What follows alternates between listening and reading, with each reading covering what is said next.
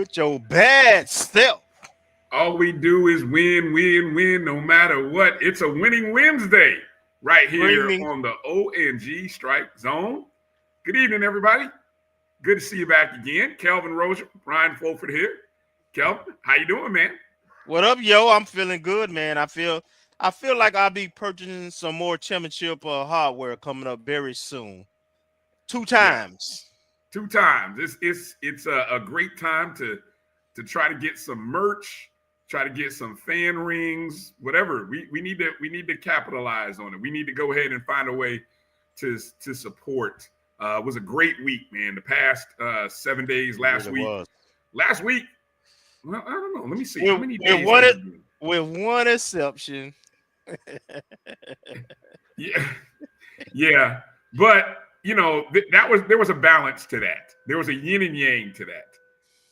You know, but really from almost the last 7 days, it has been a great week, to be a Rattler.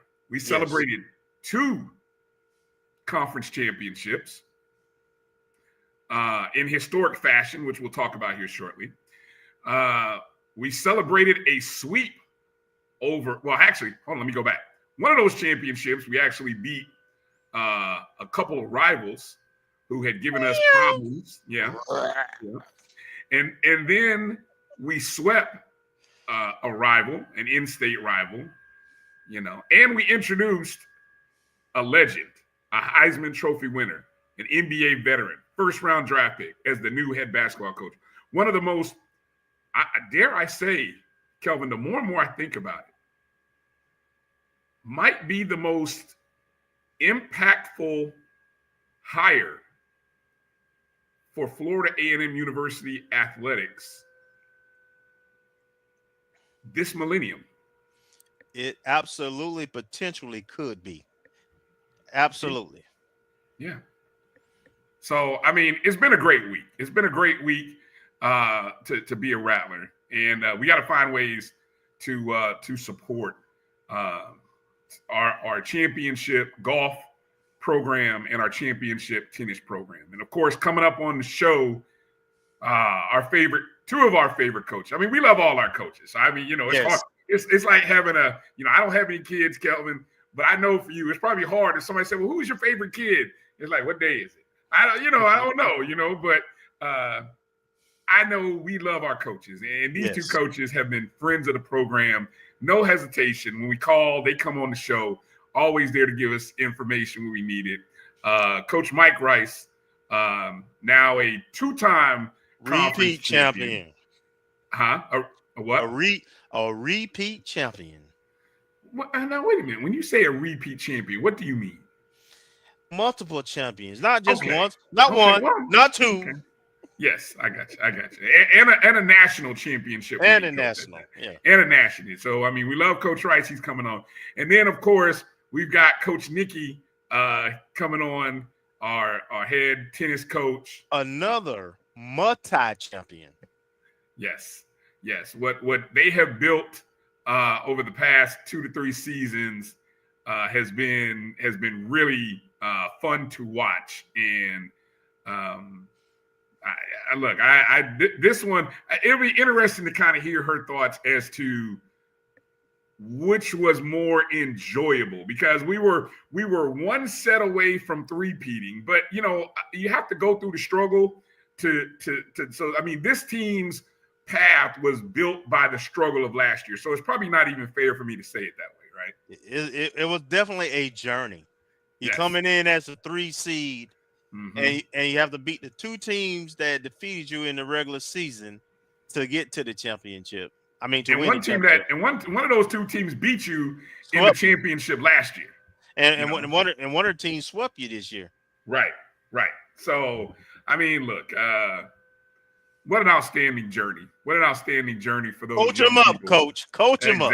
Exactly. Did a great job of coaching them up. An outstanding job, and you know, we'll all the good, and you know, there's a little bit of unfortunate. It was a little ugly in Sanford. I was there. As we watched baseball take one on the chin. All three games. Yes, all three. I tried to avoid going to game 3 because I thought it was me.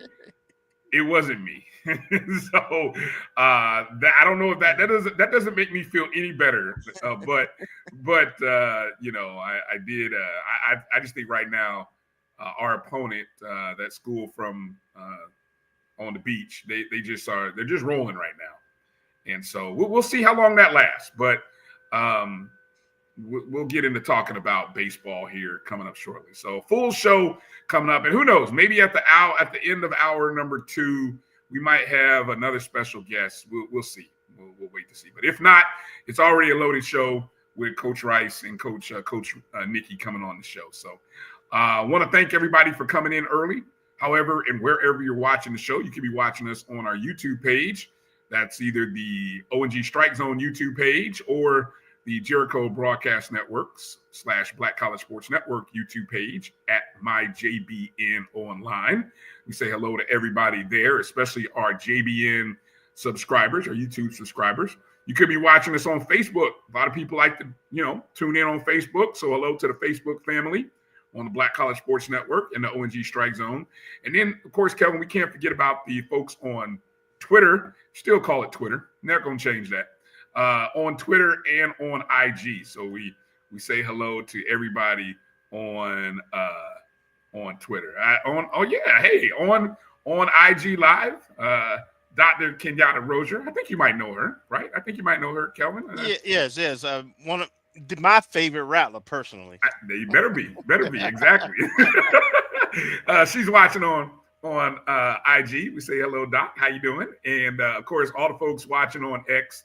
Via the Black College Sports Network feed.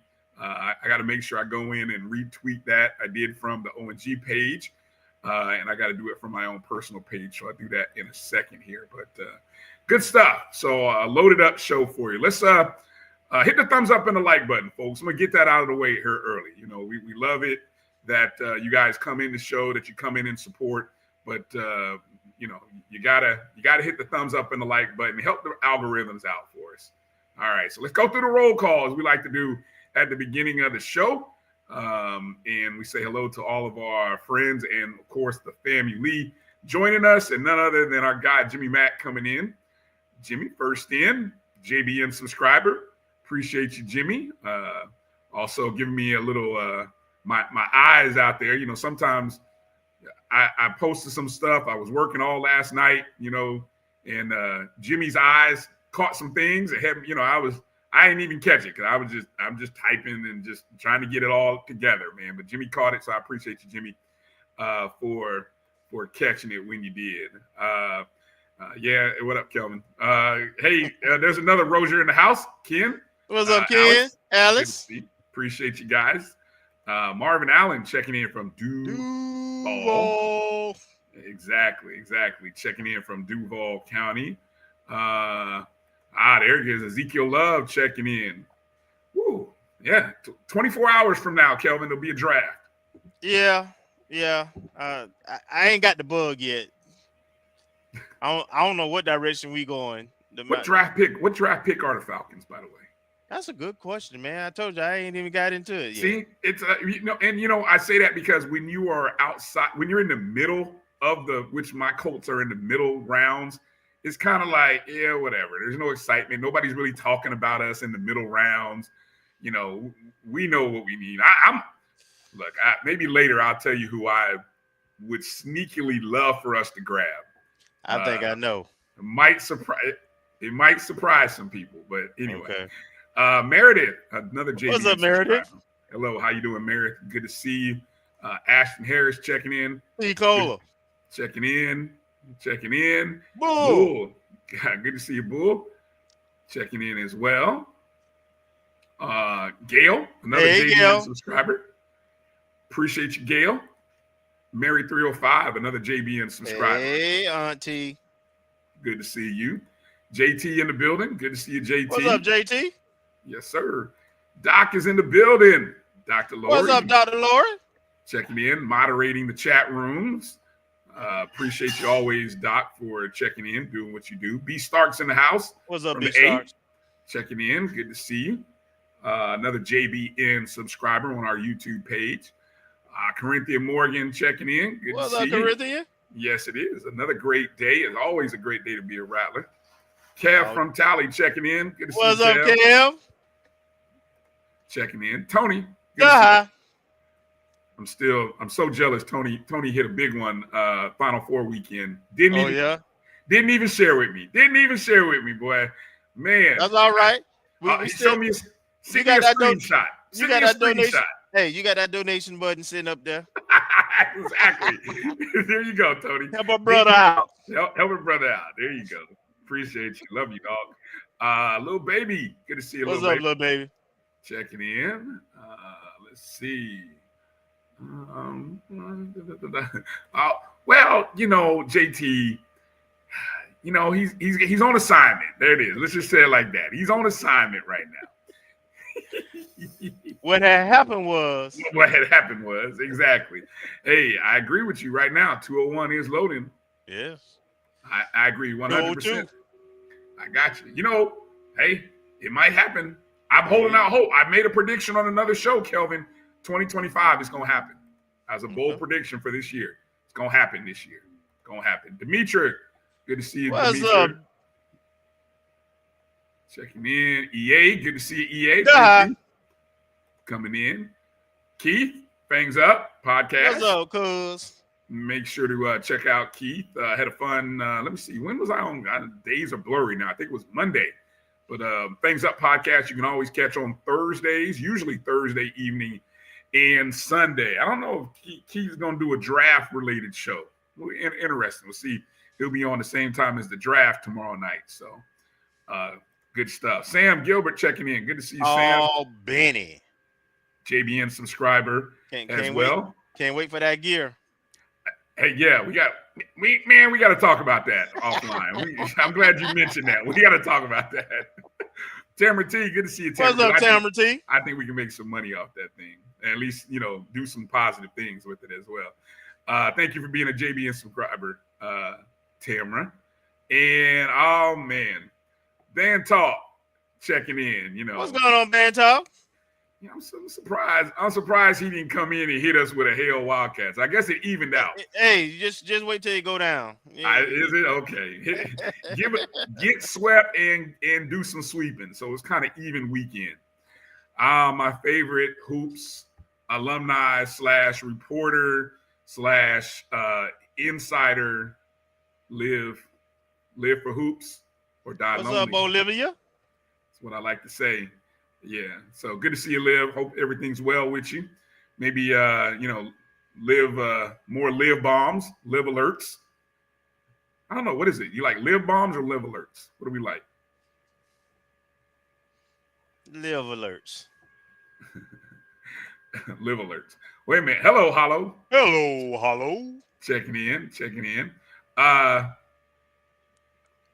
That's the wrong, I'll say this, the wrong former Jackson State player. That's all I'm gonna say. That's all I'm gonna say right there. The wrong one. That's all I'm gonna say. And I'm not gonna lie. He gonna be there. Yep. So maybe. Well, we'll see. Hey, Area, how you doing? What's up, Area? Had a good weekend, it looked like, over in Tampa with the rest of the Alpha Kappa Alphas over there at their regional convention. Turned Tampa out, pink and green style. Love all the pictures and everything that I saw coming out of Tampa. Love it. Let me see. Okay. My guy Drew checking in. Good to see you. What's up, AD? Good to see you, Drew. Good to see you. Yes, I told you, you'll always be Olivia to us. It's too beautiful a name not to say. Come on. Absolutely. Exactly. Let's see. Chuck Hunt checking in. It's Nashville, Tennessee. We can get started now. Chuck is in the building. We can get started. Chuck Hunt, good to see you, brother. Always checking in from Monroe, Louisiana. Liv already starting some mess in the chat. Shots fired. Shots fired. Watch out now. Watch out. So hey, look, I said it. I'm not one to. Yes, I am. Bump that. Yeah. Yes, you are. Yeah, I might, like I told on the show, I Mr. Told You So. And all I'm gonna say is, again, as I really have thought about this, Kelvin, this is the most impactful. Well, okay, I know it's a could be impactful, but I think in terms of what it says, what it can do, it's the most impactful from that perspective in terms of the opportunity and the doors that it will open. And I just, Charlie Ward introduced as the 16th head men's basketball coach on Wednesday. The new era begins. NBA vet, Heisman Trophy winner, of course. I'll let you go first. Get your instant reactions, Kelvin, and then anything that you don't mention, I'll put my two in. What do you got? First of all, it says a lot about our AD and the process that she goes through in hiring coaches. It shows some visionary thought, because it wasn't waiting on somebody to apply for a job. It was, hey, this person is available. He even admitted later on, once he accepted the job in some of the interviews, that he hadn't even really thought about it. He was at a camp. He hadn't really thought about this, being the head coach at FAMU. And the AD went through her connections and Nice. and got the lady of the house on board first. The boss. Yes, and then and let her lay the groundwork so that when the call came, he had to listen. Yes, he did. So, yep. So how she moved on this process, nice. That was nice. It was just, awesome and refreshing to see a HBCU go out and try to get someone versus seeing who will fall to us, right? And then, of course, the resume speaks for itself. Now, he was already in town, successful high school coach.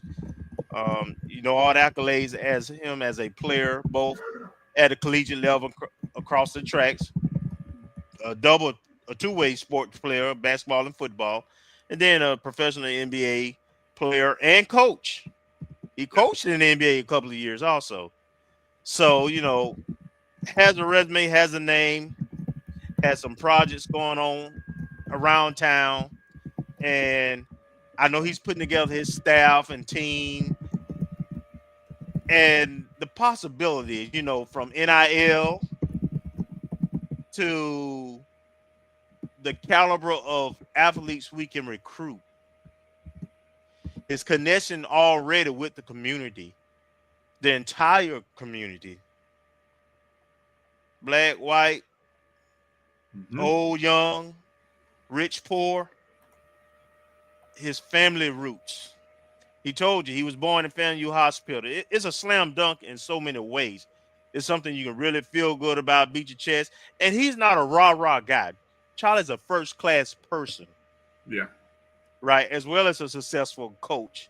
So he may not win the press conference, but he's a builder. He's a builder of men and of success. He's somebody you can follow. And like I say, I'm just really excited because I feel like the team he's going to put around him is first class. Everything he does has pretty much been successful, both from a foundation philanthropic standpoint to, of course, his athletic competition standpoint. You're going to see a few more butts in the seats because there are some folks who are Charlie Ward fans or business associates that are going to come out and get exposed to the Rattler brand. There's a higher caliber athlete you potentially can reach because he has some name familiarity, as well as because he's been a high school coach in the state, a successful championship high school coach. Some of the coaches and the AAU groups and so forth, they know who he is. They feel comfortable recommending some of their better athletes to come play. We already got a nice facility, so it's really, really a home run hire. And the AD went and she shot a shot and she closed the deal. So I mean, I'm just excited, man. Great points. I mean, you hit on pretty much 90% of everything that struck me. I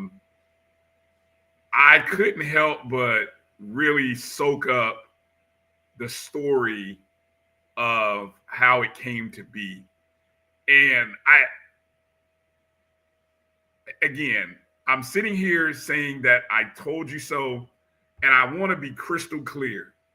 I had not spoken to AD Suggs, not her husband, not you, nobody, when I made the statement I did a week ago. It was simply knowing what she wanted, knowing her. And there were some things that I didn't even know. Like, I didn't know that Charlie's wife and her were soror. Didn't know that. Did not, no clue. But, just that kind of stuff. You just talk about the synergy, the synergy that's there, and the other things that I pointed out, him talking about his Champions Ranch, those things I learned more about, but I kind of knew some things, and that's why I even said it was what it was. And so the biggest takeaways that I came away from is when I heard him say that this is not a stepping stone job. Yes. Yep. Wow. It's what I felt would come from this. This is not a stepping stone. He doesn't aspire to be a college coach at the next level. And it's funny because we've always talked about our school, our place being a stepping stone, which I don't have any problem with that, because I think if we can show and if we can create the base around a good coach like so many other mid-major programs do, I have no problem admitting who we are and what we are. We're in a one-bid league most of the time. In this day and age, you're a stepping stone to someone else or to something else, or you are the end of a road for somebody who has coached at several different places. This is the total opposite of all of those scenarios. You could not have asked for, you could not have dreamed. We have somebody who, he's part of the community, and he said that this is the only situation in which he would have taken this job. The fact that, he knows AD Suggs, knows what she's about, that this is the person that she would want to work for because of who she is and her integrity. And he doesn't have to move. He can still accomplish a lot of things that he was on the path and is on the path to accomplishing formerly as a high school coach in the same space, but with a bigger platform. Yeah. And when you have that big platform, it allows him to continue in his ministry in a different kind of way. And I think I got that. I've been reading some different articles, just kind of catching up on Charlie Ward over the last 3-4 years. Some good pieces that I read on ESPN and Anscape over the last couple of years. Really good articles. Those ones that I shared with you, Kelvin, the ones that I, in our own chat, I really read them again, and just to kind of be ready for this. But hearing that struck a nerve. That, okay, this is somebody who's going to, and you've given him 5 years with a 5-year term, which we all know stability. It's going to take, who knows? I mean, maybe we catch lightning out of a bottle in year one, but we know it's going to take a couple years possibly. And you're going to be not only looking for guys that can help you immediately win, but you're looking for guys that you can build with. Okay. And so all of that struck the biggest nerve. It was a home run when I heard him say that. It's not a stepping stone job. And he was very happy. And I noticed a word. I didn't say content. He was happy doing what he was doing in the role that he was in. And then when you see that need and that chance to kind of, the other thing, number two, was that he talked about being able to follow in his family's legacy. Mm-hmm. So much of them following in his. I mean, look, he created, of course, with the help of a lot of people, right? And you read about what he created and who he is and was in his early years as a Florida State student athlete, and for those programs and what he's done post that, but never really following on the rest of his family's legacy as FAMUans. Yeah. Now he gets to pay that forward. Man, damn, this is good. This is some good stuff. And for those who may not have heard, mother and father met on campus. Both Rattlers, sister Rattler. I know he got some aunts and uncles and cousins who Rattlers. Grew up coming to all the home games. Mentioned, Chester and Coach Hubbard as two of the more memorable times coming to watch FAMU football. So, somebody who's well aware of our tradition, our history, and has a respect for it also. Yeah, definitely. Now I will say again, I don't want to get in trouble here, but what was a couple of funny things with the press conference, right? Because people always look at the press conference and people always have jokes and stuff. I didn't quite understand the placement of the cheerleaders, the drum majors, and Venom.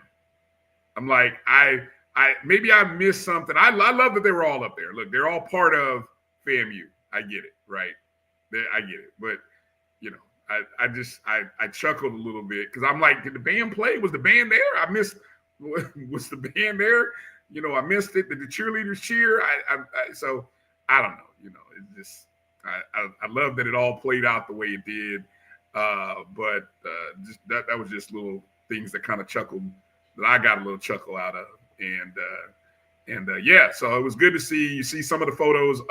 Thank you to just a couple of credits. I want to say thank you to FAMU posting a lot of those great photos on their Facebook page. So those photos that I just showed earlier from the Florida A&M University Facebook page, whoever it was that took those photos, I may have missed the credit. Outstanding work. I mean, beautiful photos, beautifully captured. I know I retweeted it from our Facebook page. So if you want to go look at some of those photos, go to ONG StrikeZone on Facebook, and all those photos are there. So, yeah. So now I think we kind of wait, Kelvin, to kind of see what the next step is. I'm sure it'll be with the announcement of who the assistant coaches are. Mm-hmm. Some of them were there, and then we'll start to see recruits. We'll start to see what players come back, what players maybe get re-recruited, what players we do get after. I think the men's the basketball portal closes today. Don't get me to lying here. So I don't know, Liv or somebody can tell me whether the basketball portal closes. I think it closed on the yesterday. 22nd. Yeah, on the 22nd. Yeah, yesterday. I thought it did too. So okay, so that portion of things is settled, and now so people who are in the portal, now you're trying to see, okay, can you find a spot? Can you get them? That's where we're at now. So make sure to stay in tune, not only with us, because we will share any updates on recruiting, but I'm going to speak out for my girl at Live for Hoops. She always does a great job of sending out notifications when she gets them regarding basketball recruiting from the HBCU level. So, so we'll talk about that. But and a quick tease, we've already had our conversations, and we do have coach scheduled. We'll let you know when he's coming on, but we've got him scheduled so he can come talk directly to Rattler Nation. Exactly. The one disadvantage we have right now is that we couldn't be there and capture. But shout out to Allison Posey. Shout out to Vaughn. Yep. Shout out to Vaughn. Those two and Gerald. Whether it be the video or the print, there's lots of good stuff that you can go and read. And then, of course, in a few weeks, we'll have Coach Ward on the show. So look forward to the opportunity to talk to him. But all right, Kelvin, let's take our first break, because on the other side, we got the first of our 2 championship winning coaches to talk with. Coming up after this break, it'll be Coach Mike Rice. Let me see. He now joins Coach. Hold on. I don't know. I won't get wrong here, but in terms of coaches who have won, current coaches who have won a championship in 2 different conferences, 2 different Division I conferences, he joins Coach Shoup. Coach Nikki, I don't want to get it wrong. Is Coach Nikki, has she won one in the MEAC?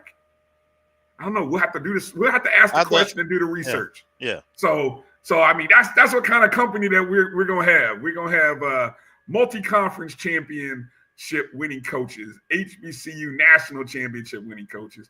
Good friend of the program, Coach Mike Rice, coming up right after this break. You're watching the O&G Strike Zone right here on the Black College Sports Network. We'll be back in just a moment. Planning an event?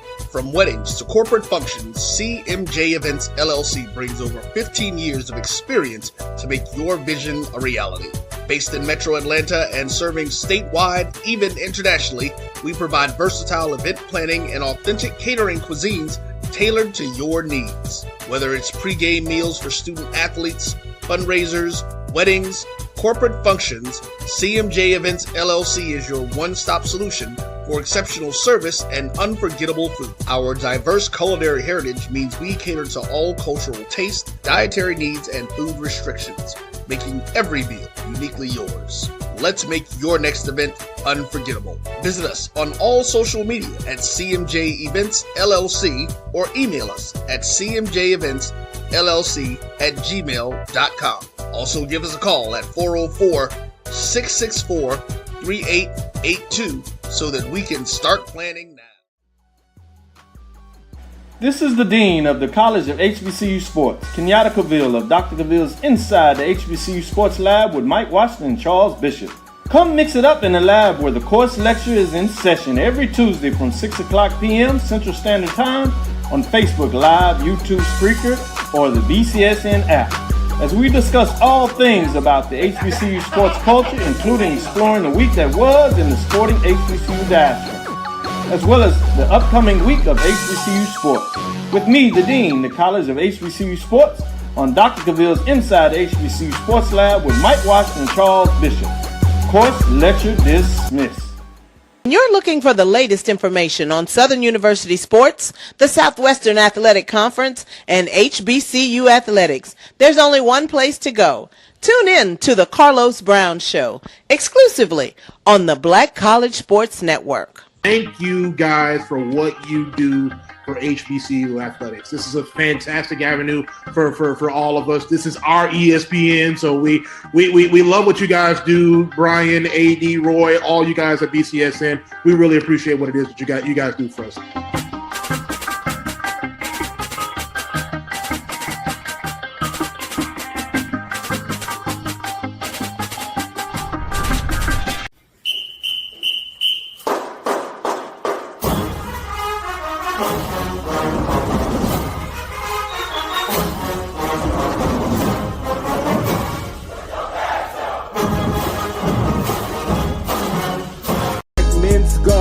Championship team, the Florida A&M Rattlers.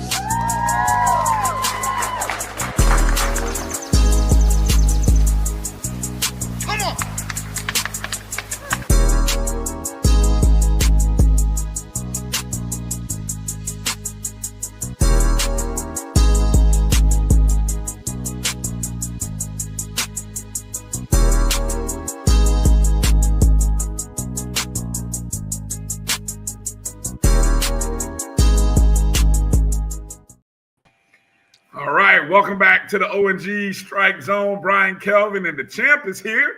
The champ is here. None other than Coach Mike Rice. Coach, how you doing tonight? Man, I'm great. How y'all?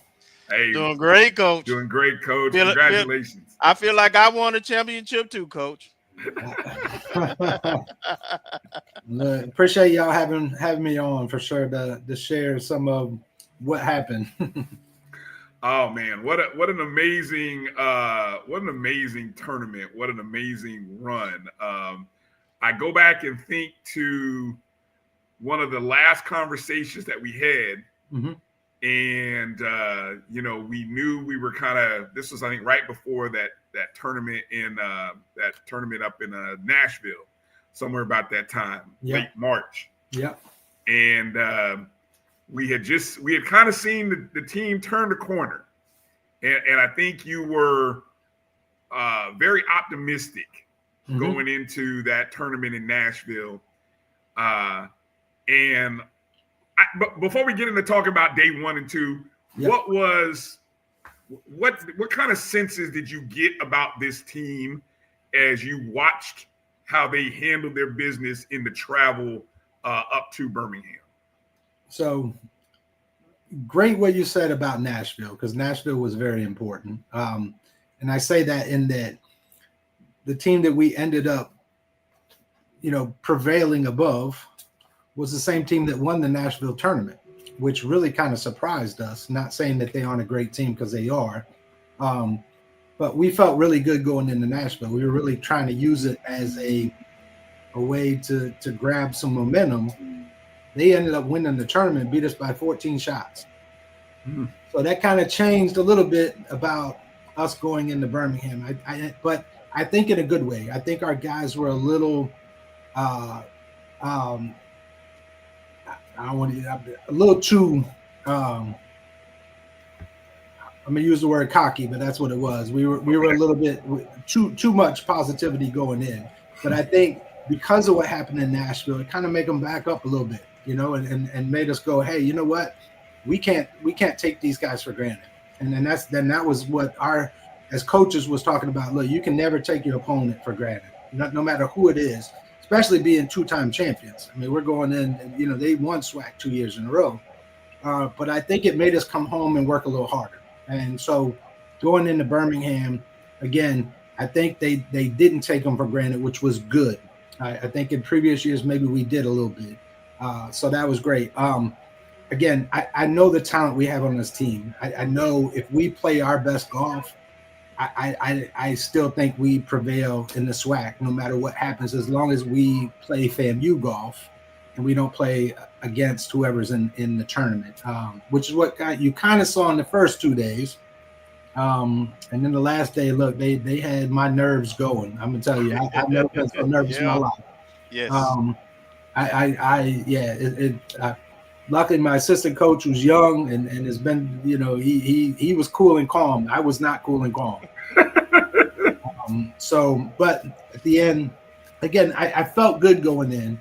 But again, just because I know the talent we have on this team. And that's not just coach speak. That's what I like about, sometimes when I know as a coach, you sometimes undersell.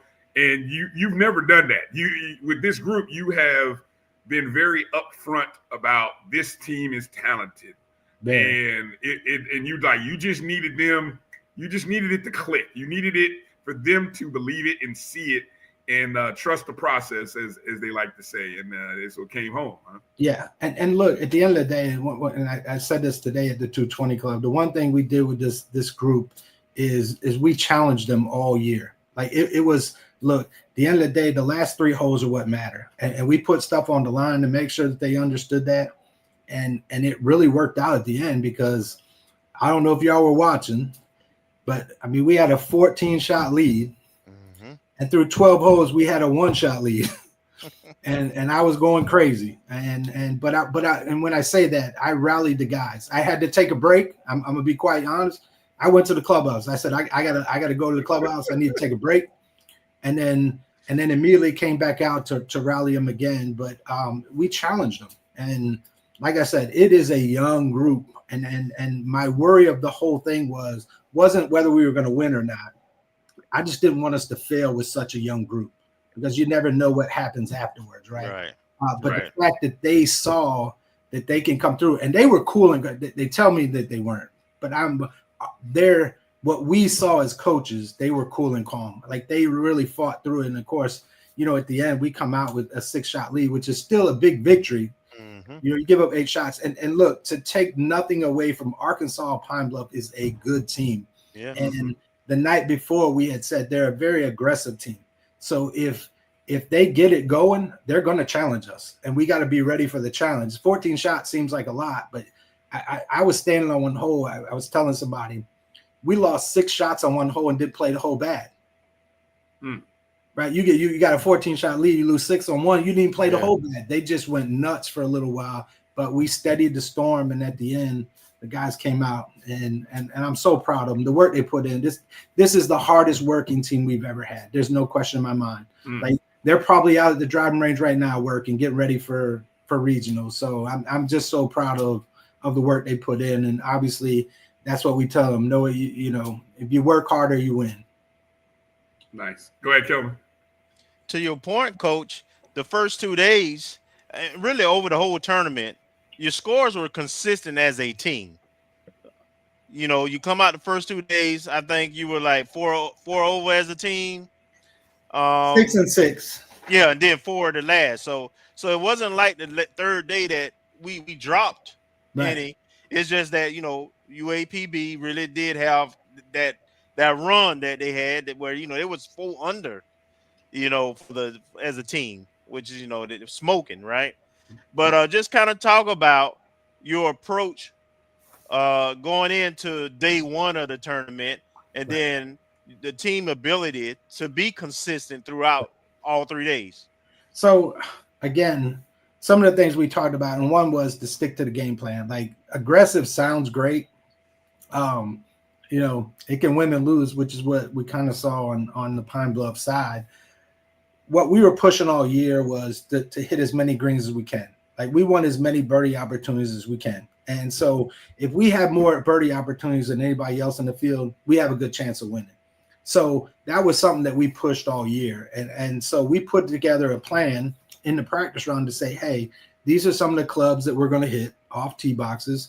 And these are some of the targets that we're shooting at. It ain't necessarily, you know, the flag or the hole, as some people would think. We're shooting to bigger targets where we got opportunities to make birdies. And the guys did a great, even the last round, even when they were coming at them, they stuck to the game plan. They didn't change.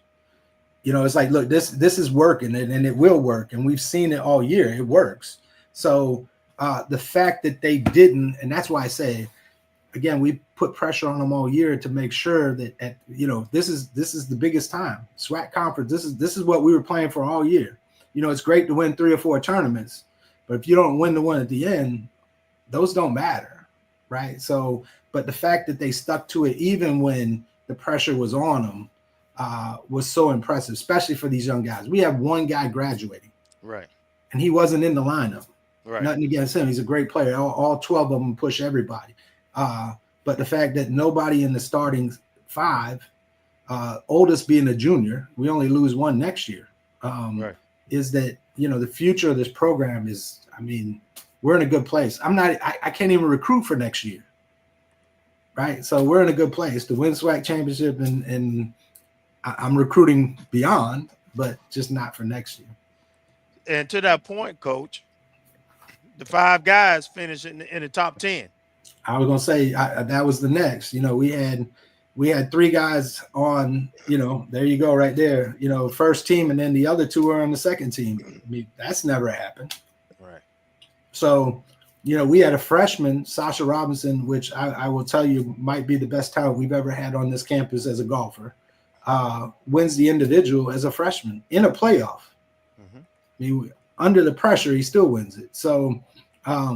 Program's in a great place. You know, I'm excited for the future. I just pray they don't put me through this next year, because that was a lot.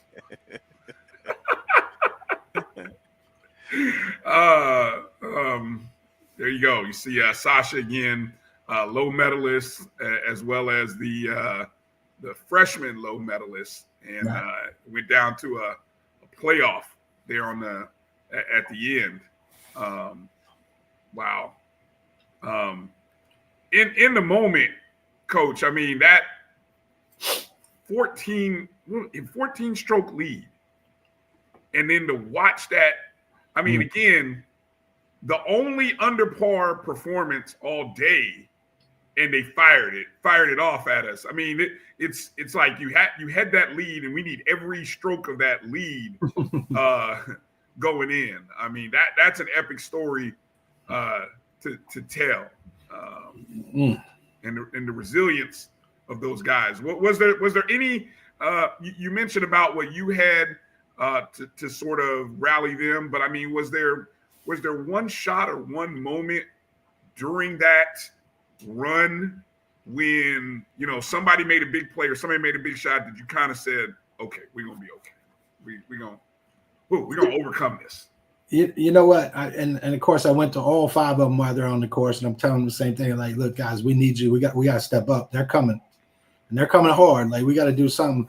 But we had a young freshman, Emilio Garcia, who on a par 3, I told him, I said, look, I need you right now. I need you to step up. And then he hit it in the worst spot you could hit it in. And I drove away. Come to find out, he got it up and down, which was an unbelievable up and down, because I went to go to the other guys to make sure that they understood, like, we gotta go. Like there's no more. We got to play golf, and we got to dig deep, and we got to figure a way. And then turn around the very next hole and did the same thing, got it up and down again from a spot where he shouldn't have been. And then from there, he ends up shooting 3 under par on the back 9, which really was what changed the where we were going, honestly. But it was all of them. Like, they all stepped up. When I went to them and said, hey, it's time. Like, these guys are coming. We got to dig deep, and we got to be big here if we're going to win this event. And all of them did the same thing. All of them stepped up. So Emilio was big, but it really was everybody. What I'm curious, for what is the format like in terms, when we watch our traditional professional PGA stuff, we see usually pairs, or maybe you'll see threesomes in the first couple of days. And with this being a team event, are guys being paired with their teammates, or are you paired with guys from UAPB? What give us take people behind the scenes, because many people have probably never seen it, and so we kind of get the story through other people's eyes. So you are paired. You're not with your teammates. That'd be great. That'd make it a lot easier. But you're paired based on the results. Like, when we start out, it's in threesomes, but it's based on the pairings are first done by rankings. So we were the number 1 ranked. UAPB was number 2. Who was number 3 was Prairie View, I believe. All right. So we're playing with, so the way it works the first time, and I'm kind of superstitious. So a lot of teams go with their best player going 1 spot, 2, 3, 4, 5. I like to go with what works. So I'll switch it up. Sometimes I put our best player as the 5. Sometimes I put him as a 3.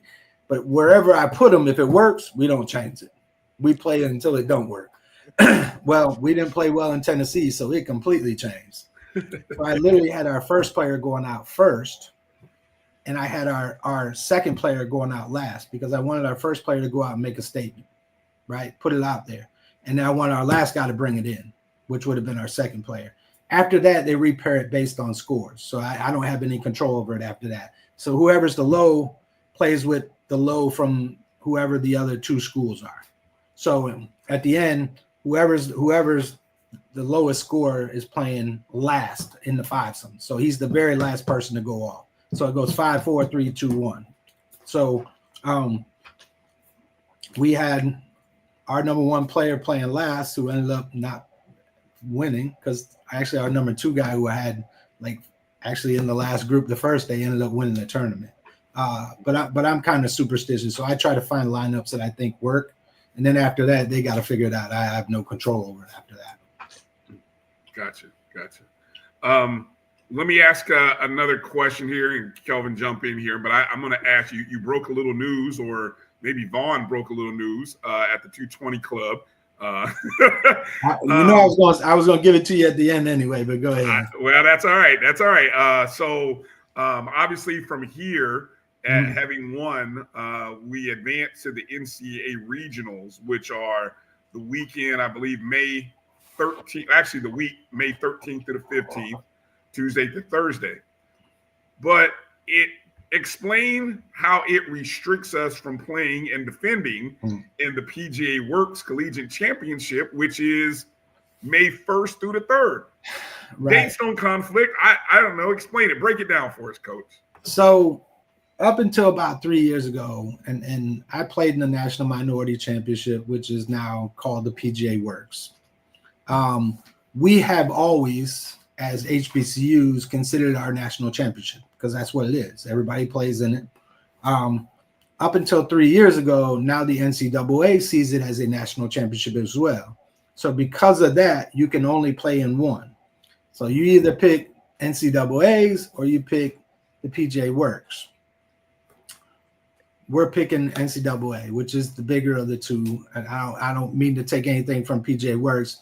It's one of the best tournaments you could ever play. It's an amazing event. PGA of America puts it on. It is first class. But winning SWAC, we're going to accept that invitation to the NCAA. So it sucks that we can't repeat, but playing the NCAAs to us is an even bigger challenge.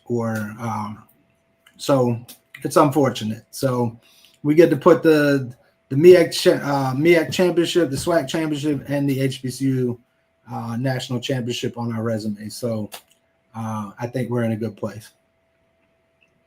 I agree. 100.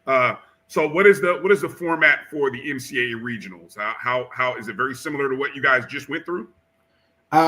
Yes, it is absolutely. So we'll find out on the 30th where we're going. I'm pretty sure I know where we'll be, but I don't want to predict that. Okay. But it's the same thing. It'll be, 18, 18, 18. There is a local team that's hosting. So I would think that's probably where we're going, but we could go somewhere else. It's all up to the NCAA. It has nothing to do with, and obviously we'll have the showcase to see where it is. Okay.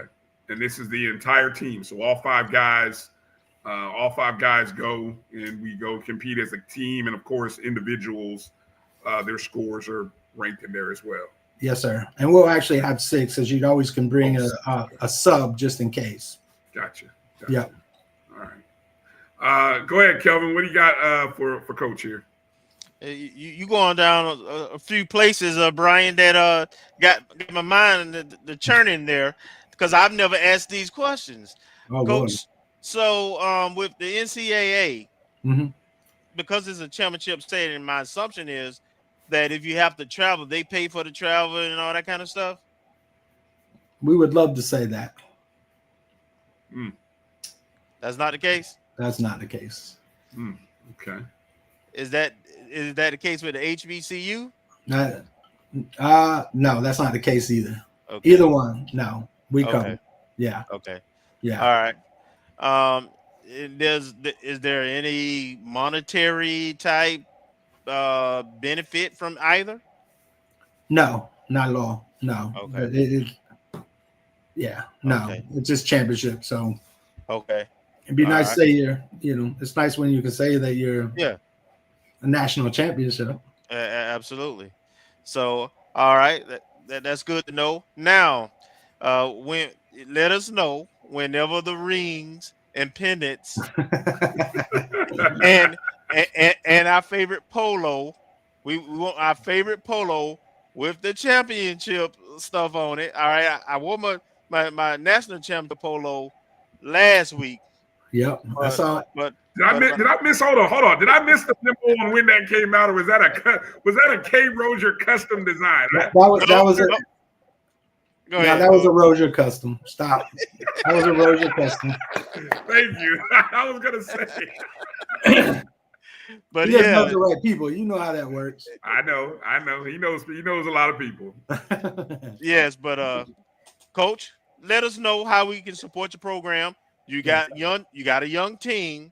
We got to make sure we take care of that young team that we can keep them together. So, Coach, you're a champion, so you can ask for what you want. Tell Rally Nation what you need. I love it. So, I know y'all watch 220 Club. I'm always going to throw them out there. The Rattler in Arms, the Plant City Alumni Chapter, who has done an unbelievable job of supporting us over many years. But as I was saying at 220 Club today, one of the things that we're working on and something that we need for this team, I mean, it's a must. I mean, we have plenty of things out there that obviously are important, but we have a driving range on campus. And right now they're, especially when they come back and it's hot, there is no shade. So we're working on trying to get some kind of pavilion or something, we're working on getting a pavilion, something to shade them to where we keep that heat off them. And then obviously, under conditions of rain or whatever, where we can still practice. So we're trying to give them the best position to be great. I mean, that's my job. Number one is to give them everything they can to be great and to continue to develop. So one of the things that Rattler Arms, and I call them, Rick Kinsey, Maurice Pickett, and Keith Stubbs, who have been just great assets to our program. They put together a fundraising effort that they launched last night. We're trying to raise about $50,000. I think that should cover what we need to make sure these guys are shaded. So please, again, everybody on here, please support it. Like you said, we're trying to take this program even to bigger places, and some of the things we need are some of those type things. And so, again, just support and continue to follow the team, because we're going in big places. Yeah, make sure we get that link, Bryan, and repost it. I will look for it. I know Rick Kinsey. He watches the show. He may jump in, and if we see him in chat, maybe during the break, I have to reach out and either send him a text or an email and kind of get more info on the link. I would say they've been amazing, really. Like, I mean, anytime I reach out and whatever it is. The other is, look, we have great people on the road, alumni that have been great supporters of the team, whether it be snacks or drinks or whatever.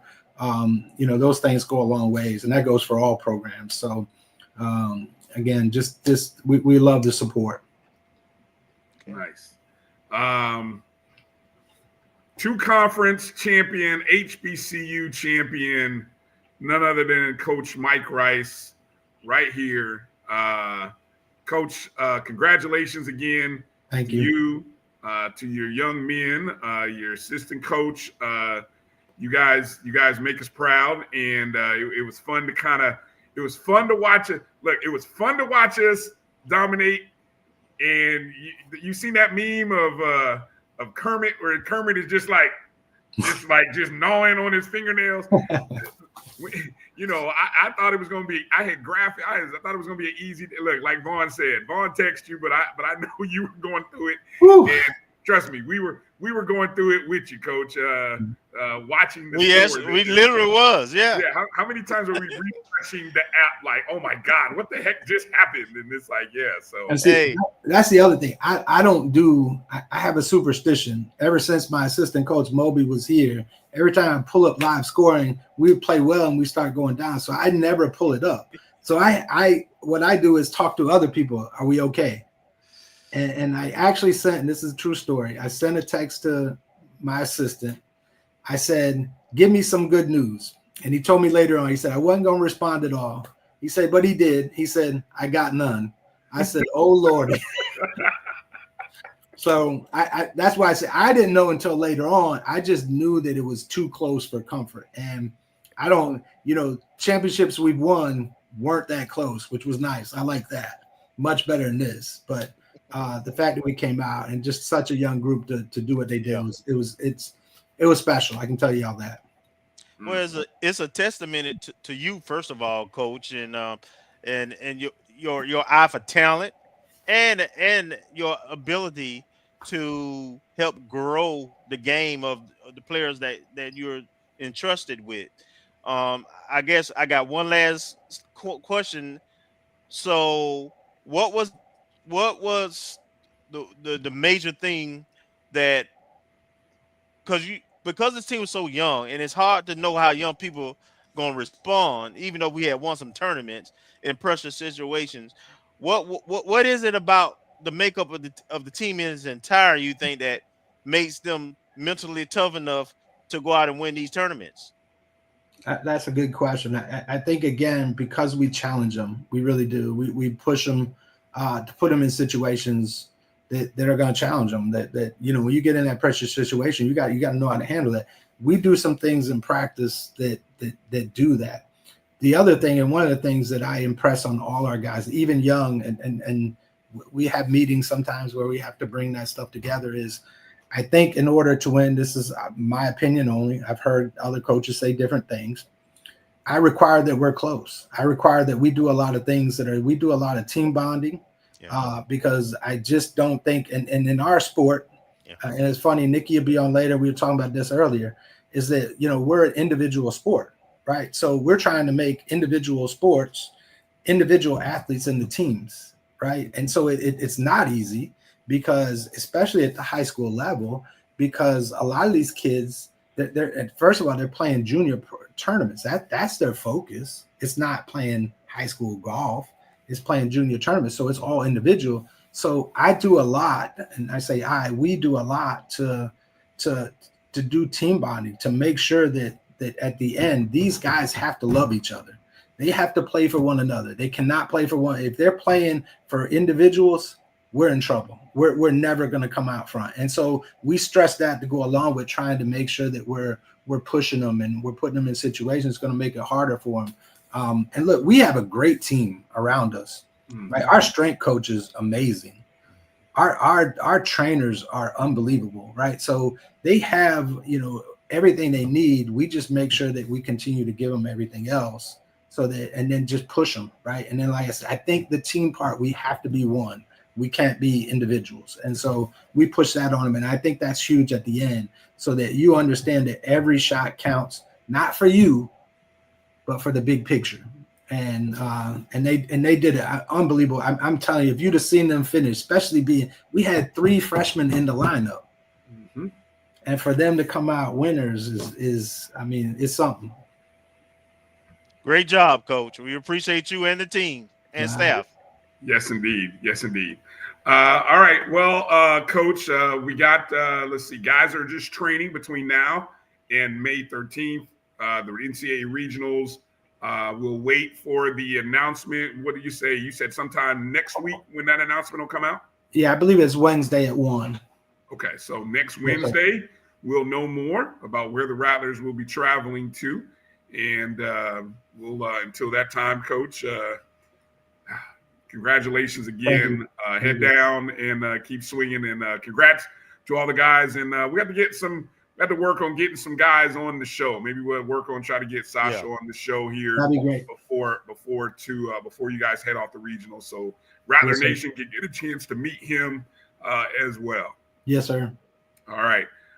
Be well, Coach. Congratulations again. Thanks for coming on. We always appreciate you. And once we get the link from Rick Kinsey, we'll make sure to pub the hell out of it. All right. Awesome. Thank you so much, guys. All right. Coach. All right. Our championship winning coach. That was championship 199. Coming up after the break, we talked to the coach that brought home number 200. That's right. That's 200. Second in the last 3 years.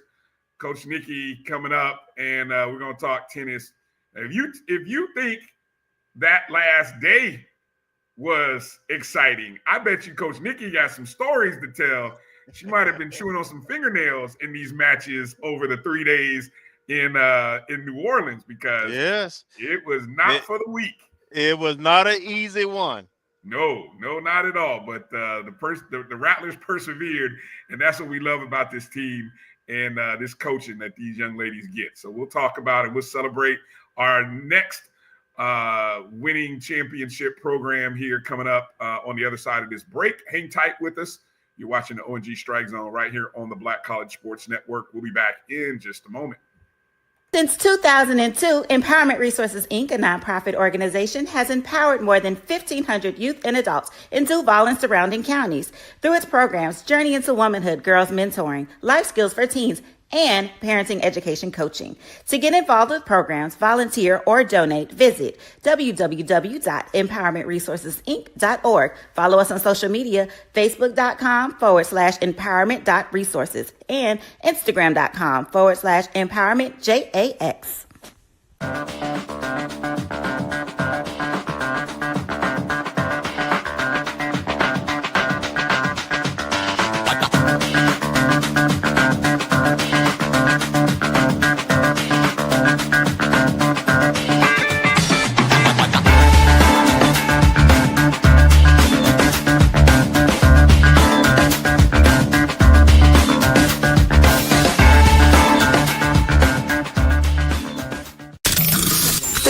Voice has always connected audiences with experiences. Major brands all across America have trusted Kever's Voice time and time again. Conversational, powerhouse, intelligent, and sincere. That's the voice you need for your creative marketing process. KeaversVoice.com. Kever's Voice, Kever's Voice, KeversVoice.com. Always on, all the time. It's never too early to plant the seed, to share the tradition, and instill a sense of pride in your HBCU with your little ones. HBCU Pride and Joy Children's Boutique helps you share your school spirit with a wide selection of adorable kids apparel and accessories officially licensed from your favorite HBCU. Visit hbcupridejoy.com and follow us on all social media at HBCU Pride Joy on Facebook and Twitter. When it comes to professional learning, teachers deserve better. From the leader in online learning, Stride brings you the Stride Professional Development Center, an on-demand library of mobile-friendly courses that gives teachers choice and flexibility, allowing them to learn anytime and anywhere. Our dynamic courses provide bite-sized learning and help educators advance their knowledge while also gaining professional development hours. It's time you take charge of your learning. Visit us today to get started.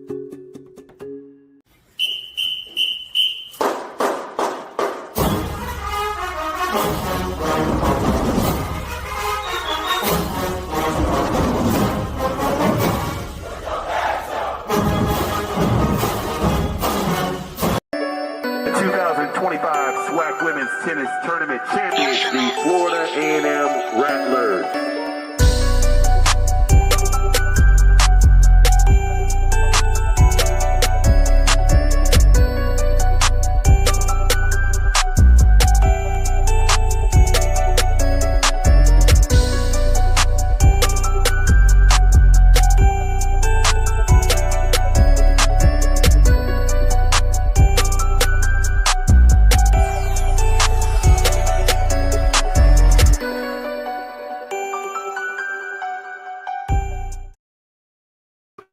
Welcome back to the OG Strike Zone. Oh, somebody's got me on. Coach, let me see. You got on. Let me check settings. Coach, let me see if you might want to put me on or put it on mute. I don't know so we get the echo. Let's see. Try to get our audio squared away here. Coach, let me see. All right. Let me see. Try to come back in, Coach. Let me see. Test 1, 2. Test 1. Got you, Coach? We got you, Coach. Yeah, I'm here. We still got an echo. Do you have a browser open or anything? No, I'm on my phone. Let's see.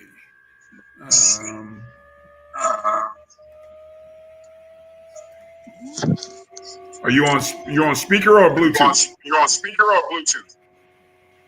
Speaker. Let's see. Any chance you can go to? Do you have a Bluetooth or anything? I think that's creating an echo right now. Okay, give me 1 second. Gotcha. All right, we'll move Coach out for a second and bring Coach Nikki in here in a second. Here, try to get our audio straight up. What's going on in the chat? What is Hollow up to in the chats? We're not going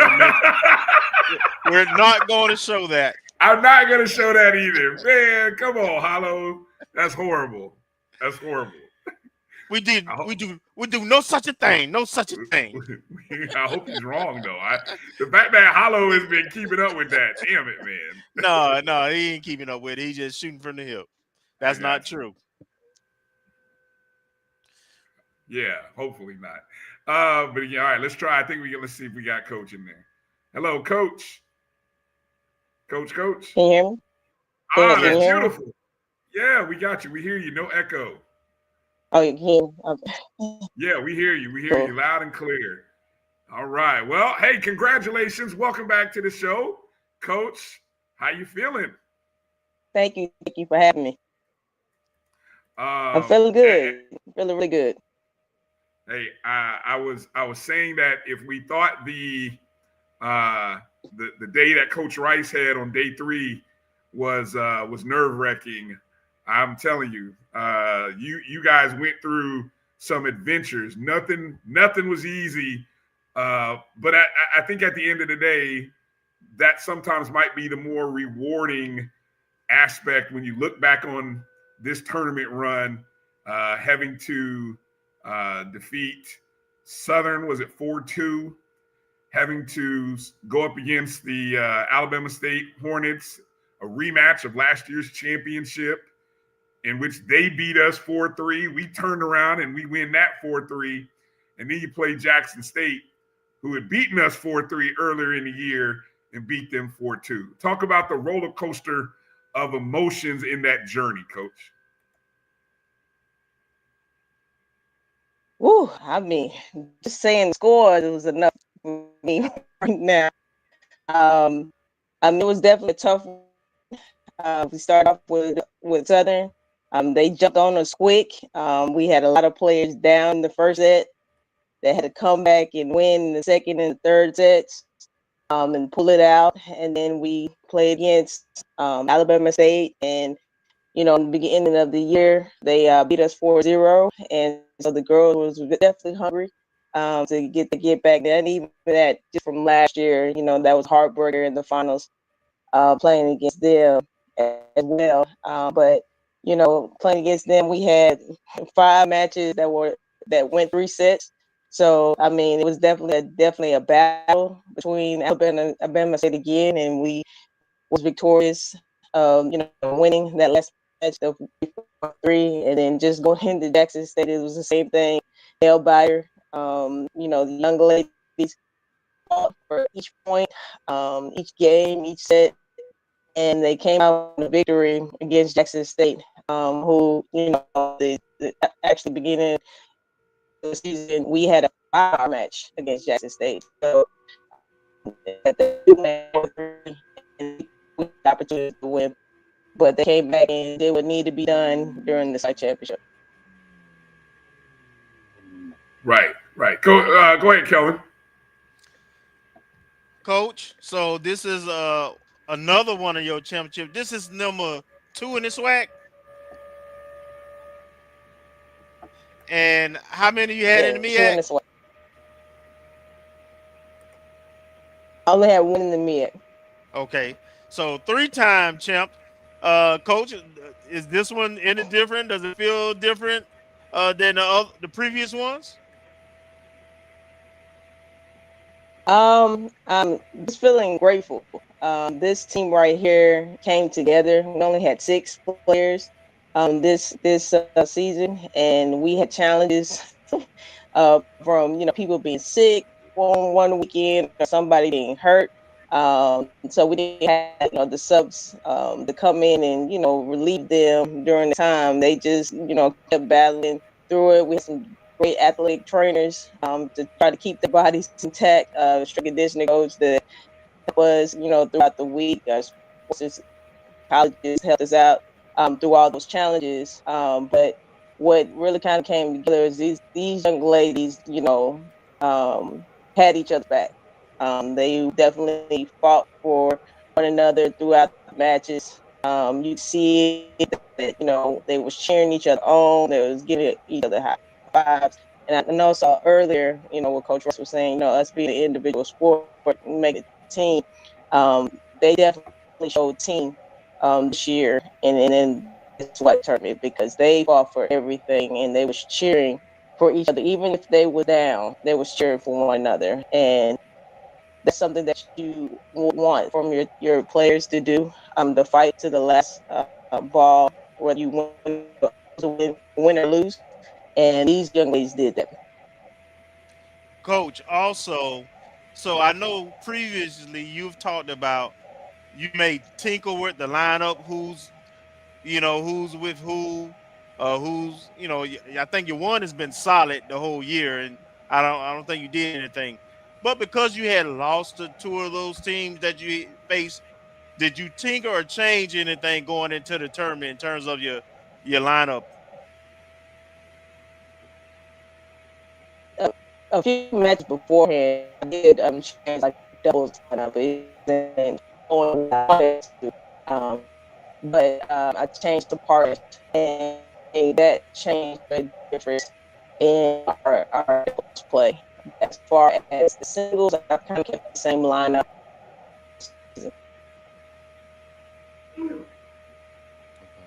Did we lose you? Oh, I think we lost Coach there with your connection. Hello, Coach. Am I back? Got you. Am I here? Okay. Yeah, we got you. You're coming. You're popping in and out with your signal. So that's all. That's why we lost a little bit of what you were saying there about the doubles. Yeah, I was just saying that my doubles team, I kind of switched it a little bit later in the season, which I feel like it helped us, gave us a lot of more energy for the different doubles teams. So they changed partners, and I think doing that kind of gave us a little bit of an edge. But as far as singles, we kind of had the same lineup throughout the whole year.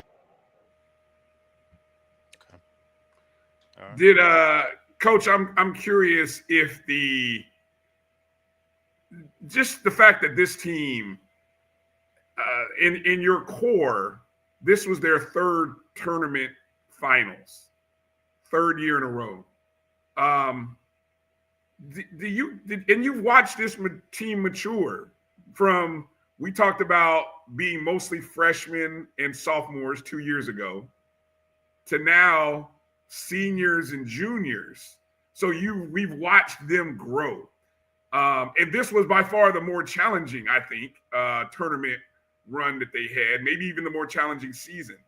Do you think that what the experiences have been like for them over the past 2 years shaped what they did this past weekend?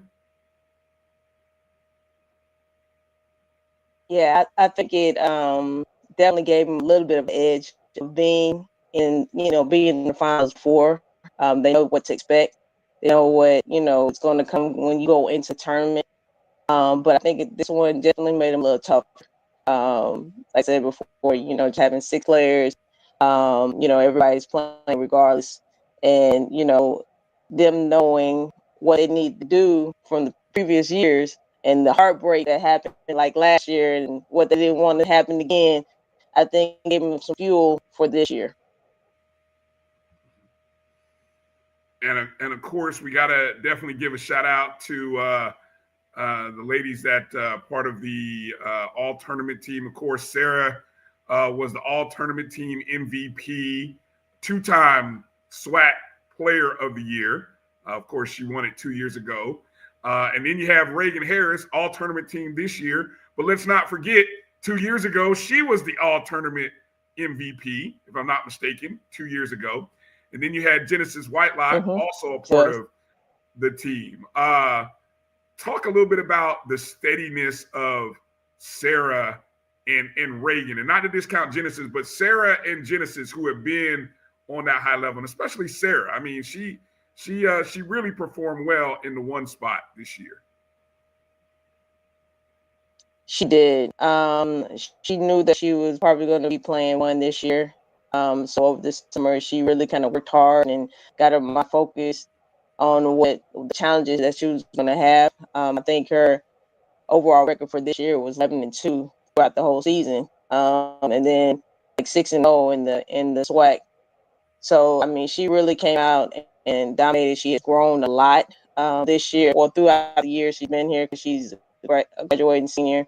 And I think she really, really wanted to do well this year. So she put in work for that. And then, Reagan, and even with Genesis, I mean, she was like freshman of the year 2 years ago. So these young ladies had really kind of put in work for these 3 years that we're talking about, when they kind of came in together and had grown together and learned from each other and practice and get each other better each day. I think these young ladies really kind of push each other to make sure that, we come out victorious this year. I don't want to start a controversy among former players or anything that you had, but where do you and I know it's not, the season not over, but where is Sarah right now in terms of the players that you have coached at FAMU? Where does she? I hate to ask you and put you on the spot and say where does she rank, but for lack of a better phrase, where do you put Sarah at right now? Yeah, you trying to get in trouble. I ain't trying to get calls late at night. But certainly, just the way that she, kind of dominated this year, she's definitely up there with some of the better players that came to FAMU. All right. Kelvin, go ahead. Let me see if we can what you got there for Coach. Coach, so when do we find out where we going for regionals? Yeah, that will be for the 28th at Monday at 5 p.m. I'll try to set up a watch party for these young ladies to see where we're going. We don't yet got some thoughts about it, but we're just gonna wait and see, and wherever we go, we'll be prepared for it. Okay, and the other question I have is, you have what, 2 seniors on the squad, and 2 seniors, and you have a couple of core players returning, or 3. So where are you with recruiting? Yeah, so we've already signed 2 young ladies, one from DC and one from Augusta, Georgia. We are recruiting right now to sign the 2 more, so we can have the extra bodies, so we won't be going through have just 6 players. And I am talking to a few people, so hopefully by the summer we'll have that down of having a full team of 8.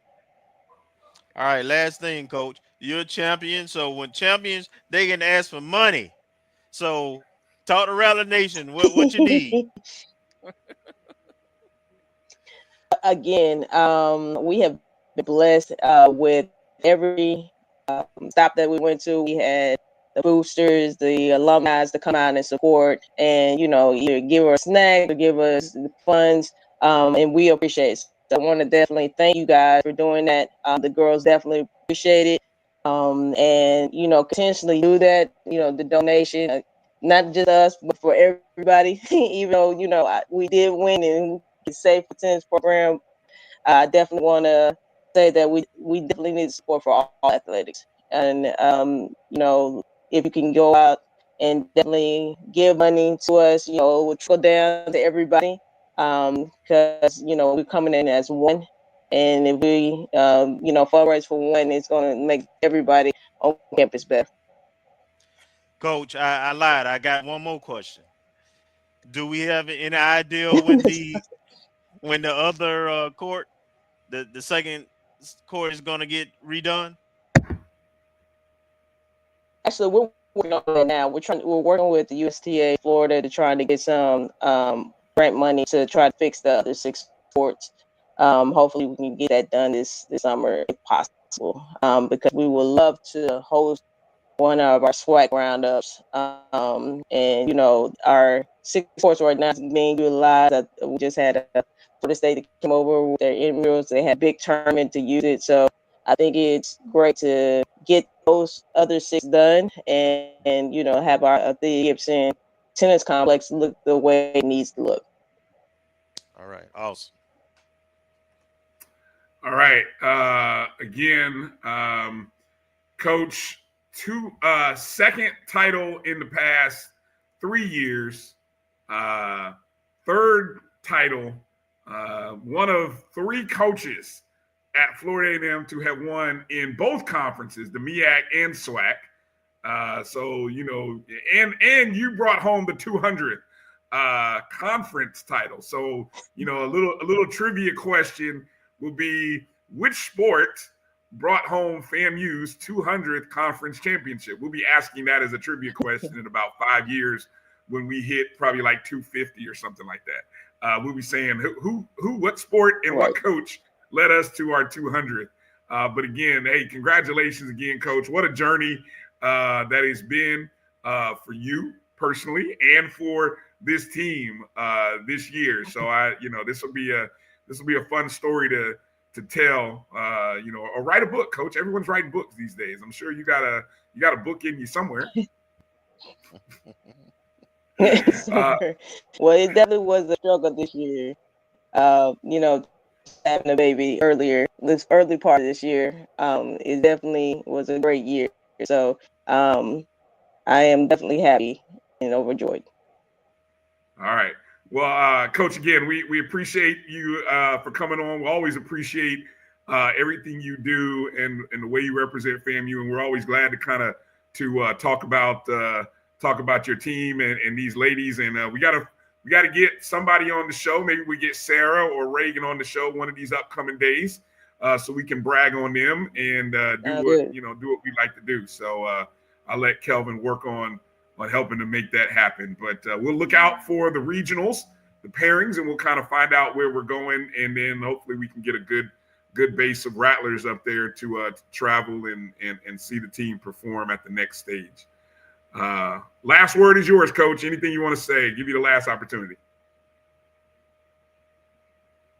Yes, again, like I said, thank you, Rattlers, for supporting us throughout the year. We look forward to seeing you guys on the road, especially to regionals. So if you are available, we're definitely going to put information to come see the watch party on Monday, April the 28th at 5 p.m. So again, keep seriously support us, and thank you again. All right. Thank you, champ. Thank you, champ. Thank you, Coach. All right. Things up again. Coach Nikki Houston. Again, what an outstanding team and an experience. And again, Coach talking about this team going, the previous runs where we had 8, only 6. So, I mean, the challenge of that in itself, asking and really praying and hoping that everybody stays healthy. You don't have any serious injuries because, I don't know what you do if that were to have happened. But so for everybody to kind of, credit to I'm sure to the training staff and the players, students for maintaining their bodies and staying in tune so that they could be healthy enough to get out and compete, a testament to them. And again, the all tournament team consisted of Sarah, Rakim, Reagan Harris, and Genesis Whitelock. Of course, Sarah was the MVP of the tournament. And you can see the first. I think they only do one team for the all tournament team, and there you can see our 3 ladies to the far right. But again, the postseason awards that they do before the tournament starts, Sarah named the Player of the Year. The second time that she won this award, she won it 2 years ago, another championship season. And then don't forget, Kelvin, she won the she was the MVP of the fall tournament, which was new. So she was the first ever, and I hope I'm saying that right, the first ever fall tournament MVP in the SWAC. Right? So yes. Shout out to her. Also making the SWAC's postseason awards, Sarah, who was in the number 1 position. And then you had Reagan Harris, who was singles position number 4. She made the first team. Then on the second team postseason, you had Susan Salinas in the 6th position. So she was recognized there in that spot. Let me see. I was trying to make sure I didn't forget anything there. Did I cover everything there with softball or with tennis rather? Yeah.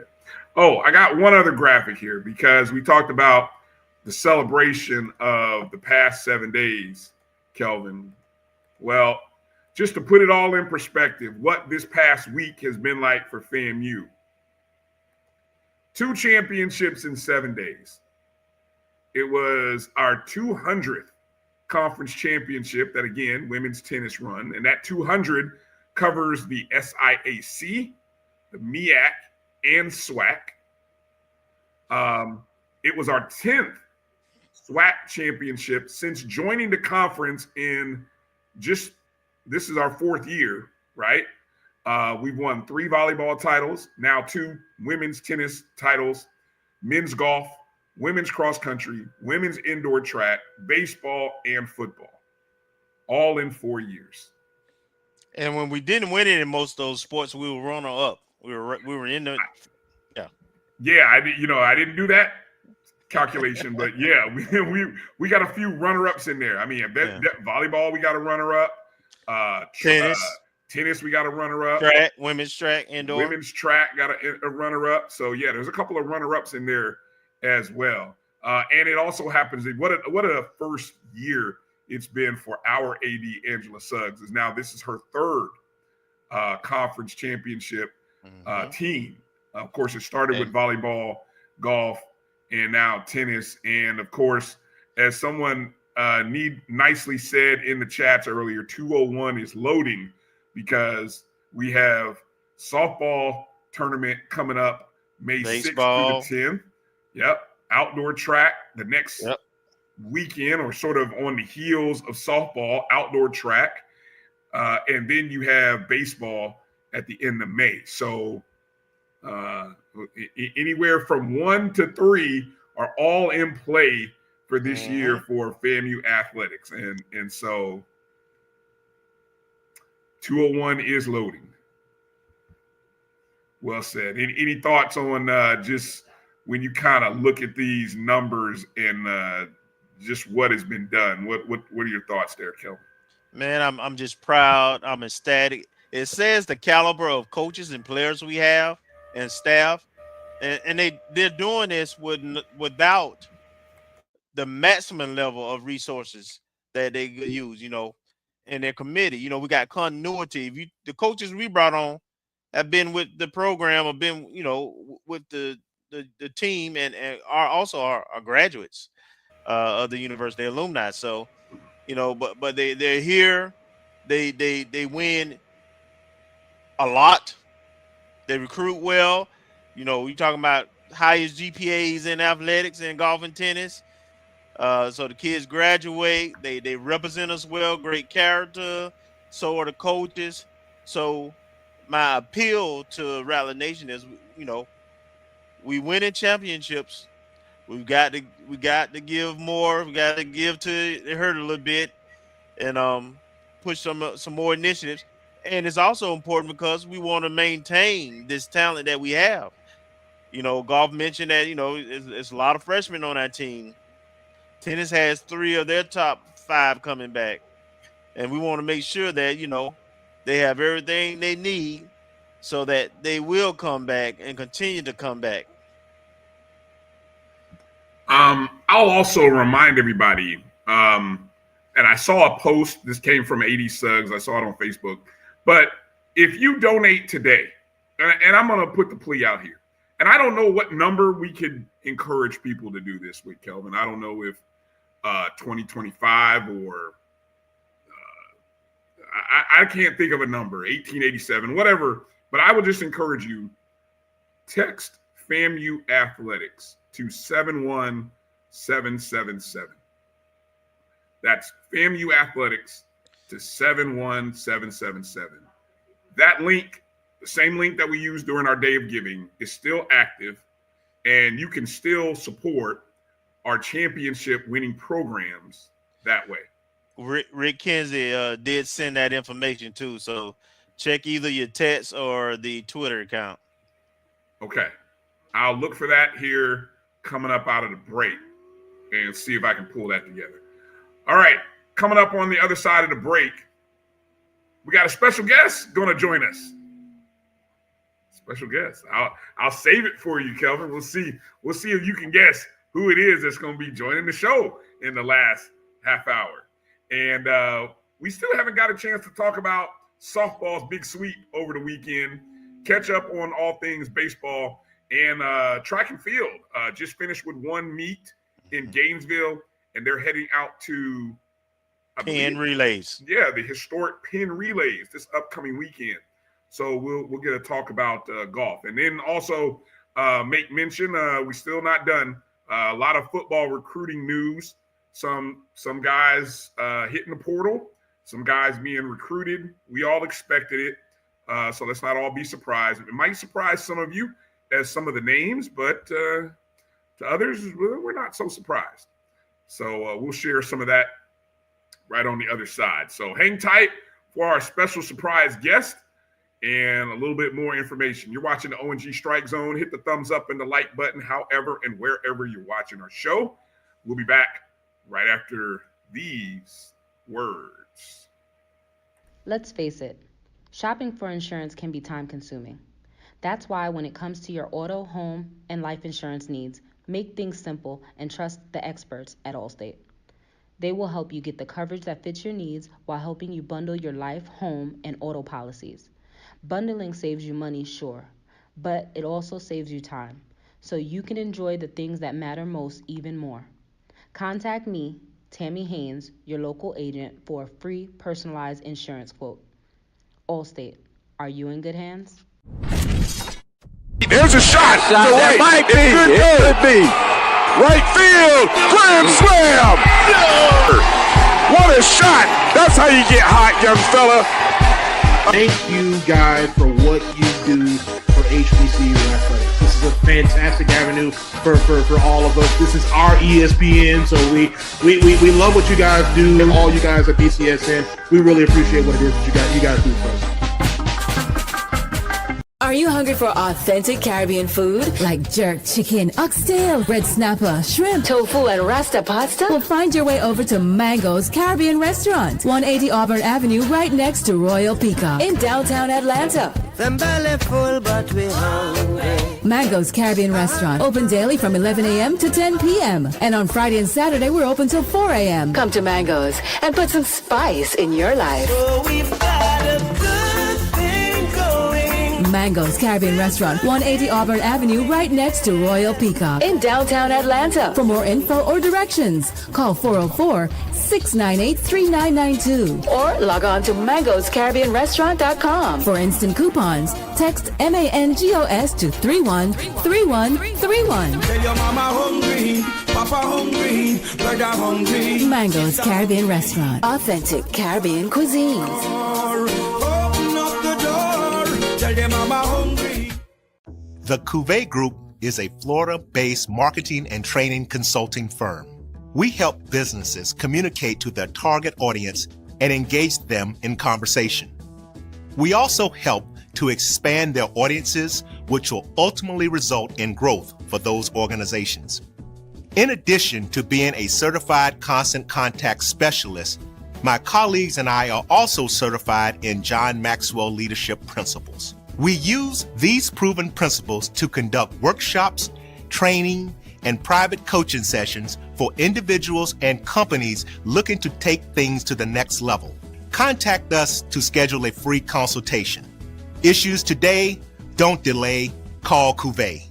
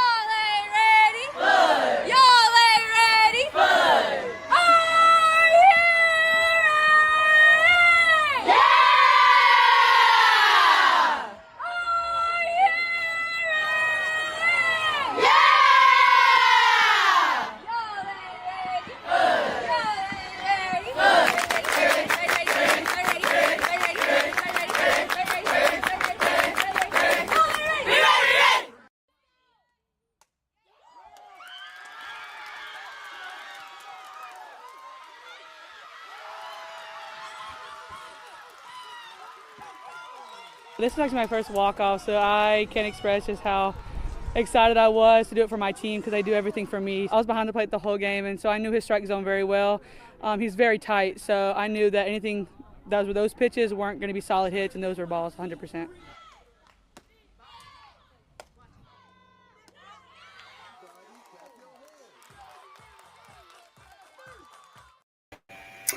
Welcome back to the O&G Strike Zone. Y'all ain't ready?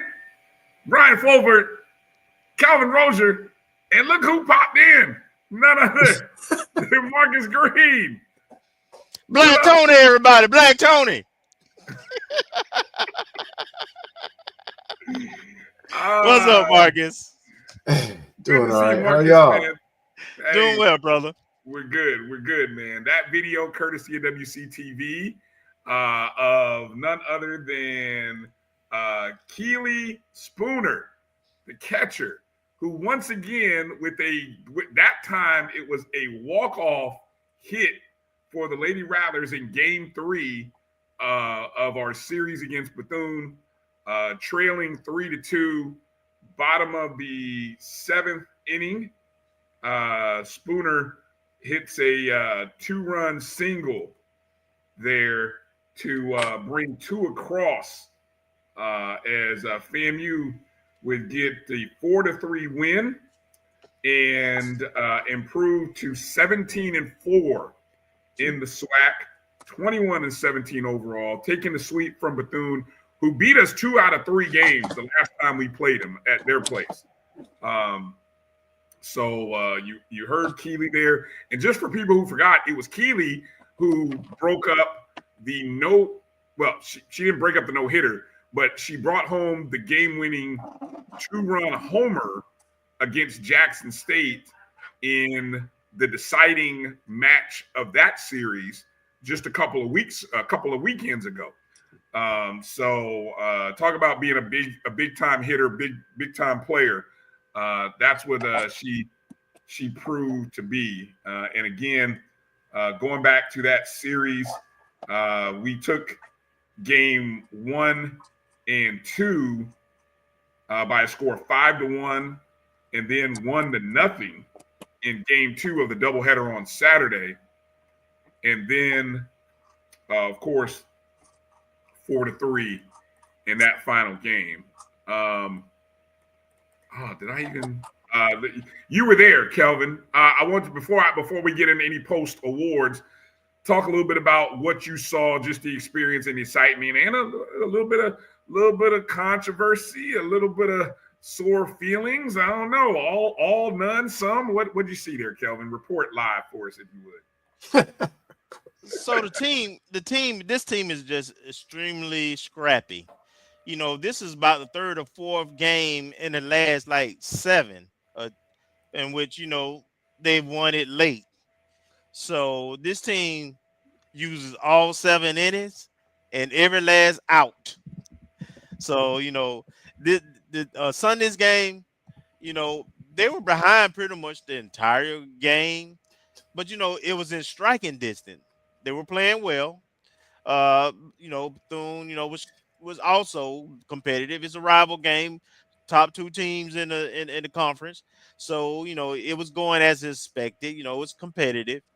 And I was surprised at the lack of sportsmanship that I saw displayed by Bethune at the end of the game. Once we did that game winning hit, I think their dugout as well as some of their fans thought there was a couple of calls that didn't go their way in terms of balls and strikes. And I would say that I didn't see nothing egregious, I thought, but the balls were balls. And as Kaylee artfully articulated, the ump was very tight with his strike zone for everybody, so he was consistent. But I think it was more the fact that, you know, they lost 1-0 the second game. They had lost 5-1. We gave them one in at Bethune. They won one like that against us there. So you know, I think their emotions got the best of them because they were chirping a lot. And after the game, once the game winning hit was done, our ladies were lined up to, you know, do the handshake line, and Bethune didn't do the handshake line. They stayed away in the outfield with their coach, and you know, so there was no handshaking after the game. Then also there was a fan that was extremely demonstrative and vocal and kind of rude and obnoxious, and our AD did a good job of, going and trying to talk with the patron as as they were leaving, and try to calm down and just display good sportsmanship as the whole school. But they, I was disappointed in the sportsmanship of Bethune for that game. You win some, you like I say, they had beat us with a last second victory down there, and it was a good game. It was a good, hard fought, competitive game, and our girls pulled it out. Marcus, you want to add anything there on softball before we get your thoughts on other things? Great weekend, getting that sweep. And yeah, it was getting kind of tight in game 3. I mean, I didn't see it, but I was just trying to keep up online as much as I could, and pulled it out. Got the sweep, kind of handled things on that side of the diamond. And I think we have an upcoming series. I think our last series of the regular season against Alabama State. So that's going to be interesting. I think it's at their place, if I remember, because I think we play them here or play them in Tallahassee to open the SWAC play. Yes, so, Alabama State. Yes. So Alabama State stands in the way of maybe having a 20-win conference season. And I was taking a note of that, and I was like, that means you got to play against Coach P and try to get a sweep. To get a 20-win. And it'd be nice to have a 20-win season. But it's going to be tough. But they're peaking at the right time.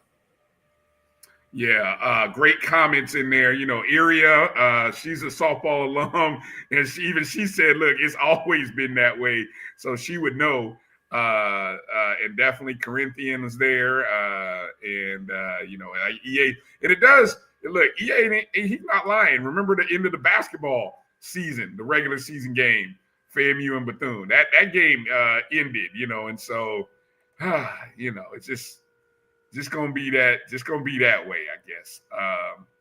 It will make for an interesting tournament. I will say that because of the formatting, it'll come down to a potential either elimination or an advancement day when you'll see somebody from the East, because the first round is usually East versus West.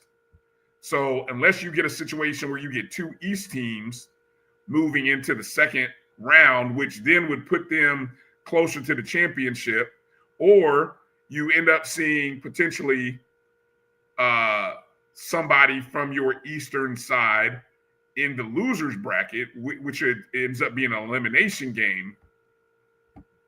It'll be interesting. It'll be interesting to see. But as you guys mentioned out, we closed the season against Coach P and Alabama State. And like Marcus said, look at the softball standings. We have a chance with a sweep to get a 20-win season. We have the opportunity to be the only school, because you look at the numbers now. Prairie View has already clinched the West. There's only one more weekend of softball left. So Prairie View has clinched the West. There's no need for them to make up the game they're short. So they won't reach 20 wins. If FAMU can win out this weekend with a sweep, our 3rd consecutive sweep, that'll put us at 20. And we'll be the only team. And I would think that might even get us the #1 overall. I don't even know if that matters, though. Does it even matter in the softball tournament? I mean, because since it's East versus West, it doesn't really matter, right? I'm not sure on that. I have to look that up. Okay. Somebody, one of you guys out there can help us with that in terms of the seeding. But I will say, based on we have a 3-game lead over Jackson State. So essentially, we really just need to win 1 game to clinch the Eastern Division. So with the way the numbers are set up, 1 win combined with, regardless of, all we have to do is win 1 to clinch the East, or Jackson State loses 1 and we clinch the East. So that's pretty much how this can play out. We hold a tiebreaker. We hold a tiebreaker anyway, so it don't really matter. We do. So that's the one positive thing. And as you see, We're the team coming in that's a 6-game winning streak. So a lot of positives here for Coach Beal in year number 1. So Corinthian gives me an update here. Okay, so it's 1 versus the 4 in the West. Okay. So so it is East versus West seeding. So anyway, a little bit different than baseball, which we'll get into. We got a few more weekends for baseball. Baseball still has like 4 more weekends, but again, this is the final weekend of the regular season for softball. And then, of course, as already shown, the following week is the softball tournament. The SWAC pitcher and co-newcomer of the week is none other than Amari Brown, who she was the pitcher in the circle for that Game 2 1-0 shutout. She had a complete game, 4 hits, struck out 3 in the course of that game. And then, of course, Amari has really been a good hitter, and I think she's going to receive some postseason accolades based on her, not just her pitching, but her hitting as well. She was 2 for 8 at the plate with an RBI and a double during the series. But again, what she did is definitely up there. And again, I think Zoriana Hughes, of course, she continues to roll. I was doing some statistics, looking at the statistics in the conference, and Zoriana is leading many of the pitching categories, and I think she's in line. I think she can cement her 2nd consecutive Pitcher of the Year award this weekend.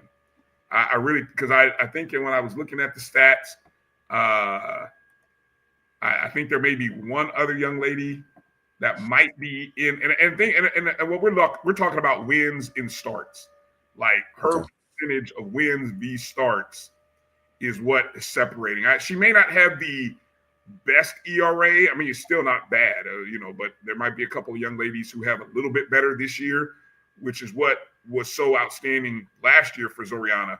But she's still getting wins. The defense is good behind her. So it'll be interesting. It'll be interesting to see what happens. And I wouldn't be surprised if Coach Beal ends up being Coach of the Year. I mean, first year have to be. Absolutely. It's over with. It's a wrap. I think, first year in, and this team on the verge of, as Marcus said, got a chance to win 20 in conference play. I think that's definitely worthy of. Not just her first year, by the way, her staff together first year, right? So, good job to her and the staff, man. They've done a tremendous job with this team. Exceeded expectations. We always think we're gonna win, and regardless, and we generally do, but to actually go out there and really kind of dominate the East, which is the stronger side, and win all but one series against the East is year one. That's big. That's big. So great job, coach and coach's assistants. Yes, indeed. So I want to encourage whose defense Corinthians he talking about? Amari's defense? I wonder if that's what he's talking about. Amari's defense. I don't know what other position does she play when she's not pitching. Corinthian area, somebody you guys know. Put that in there. Let us know. Any of the Rattlers that are going to be in the Montgomery area this weekend, make sure to get over to Alabama State and go support. Dr. Lori. Well, oh yeah, that's right. Okay, she's a shortstop. Brown's a shortstop. Yeah, thank you, Gail. So I mean, she's in line. I'm first team SWAC right there with Brianna. Who knows? I don't know. I mean, we might have at least about 3 or 4 Rattlers on the first team. Easy this year.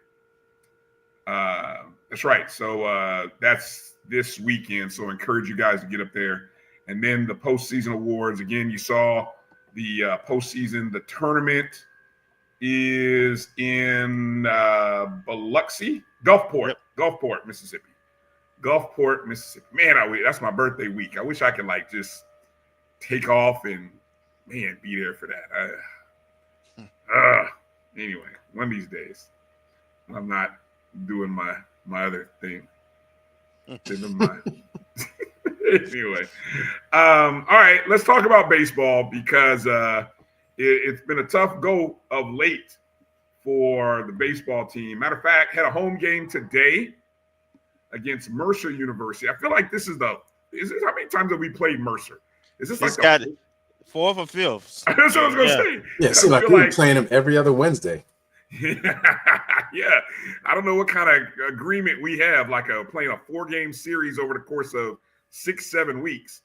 But today, tough contest. We lost 4-2. Had an early lead thanks to a home run in the bottom of the second inning. That home run by Ethan Miller. And we held that lead until we got to the top of the 6th inning. Gave up 3 runs in the top of the 6th. Tried to come back and answer in the bottom of the 7th. Brady Popple with a home run of his own to right field. Cut the deficit to 3-2. But we gave up, well, for Mercer, what would be an insurance run to give that 4-2 lead. We got 2 runs on 9 hits, 1 error. Mercer 4 runs on 7 hits and 1 error. Now, prior to that, we played in a first place showdown against BCU at the historic Sanford Memorial Stadium. I went ahead and attended game 1 and 2. Met a few folks. Shout out to Mr. Workman. Got a chance to meet him. Garrett was on the mound for game 1, pitching.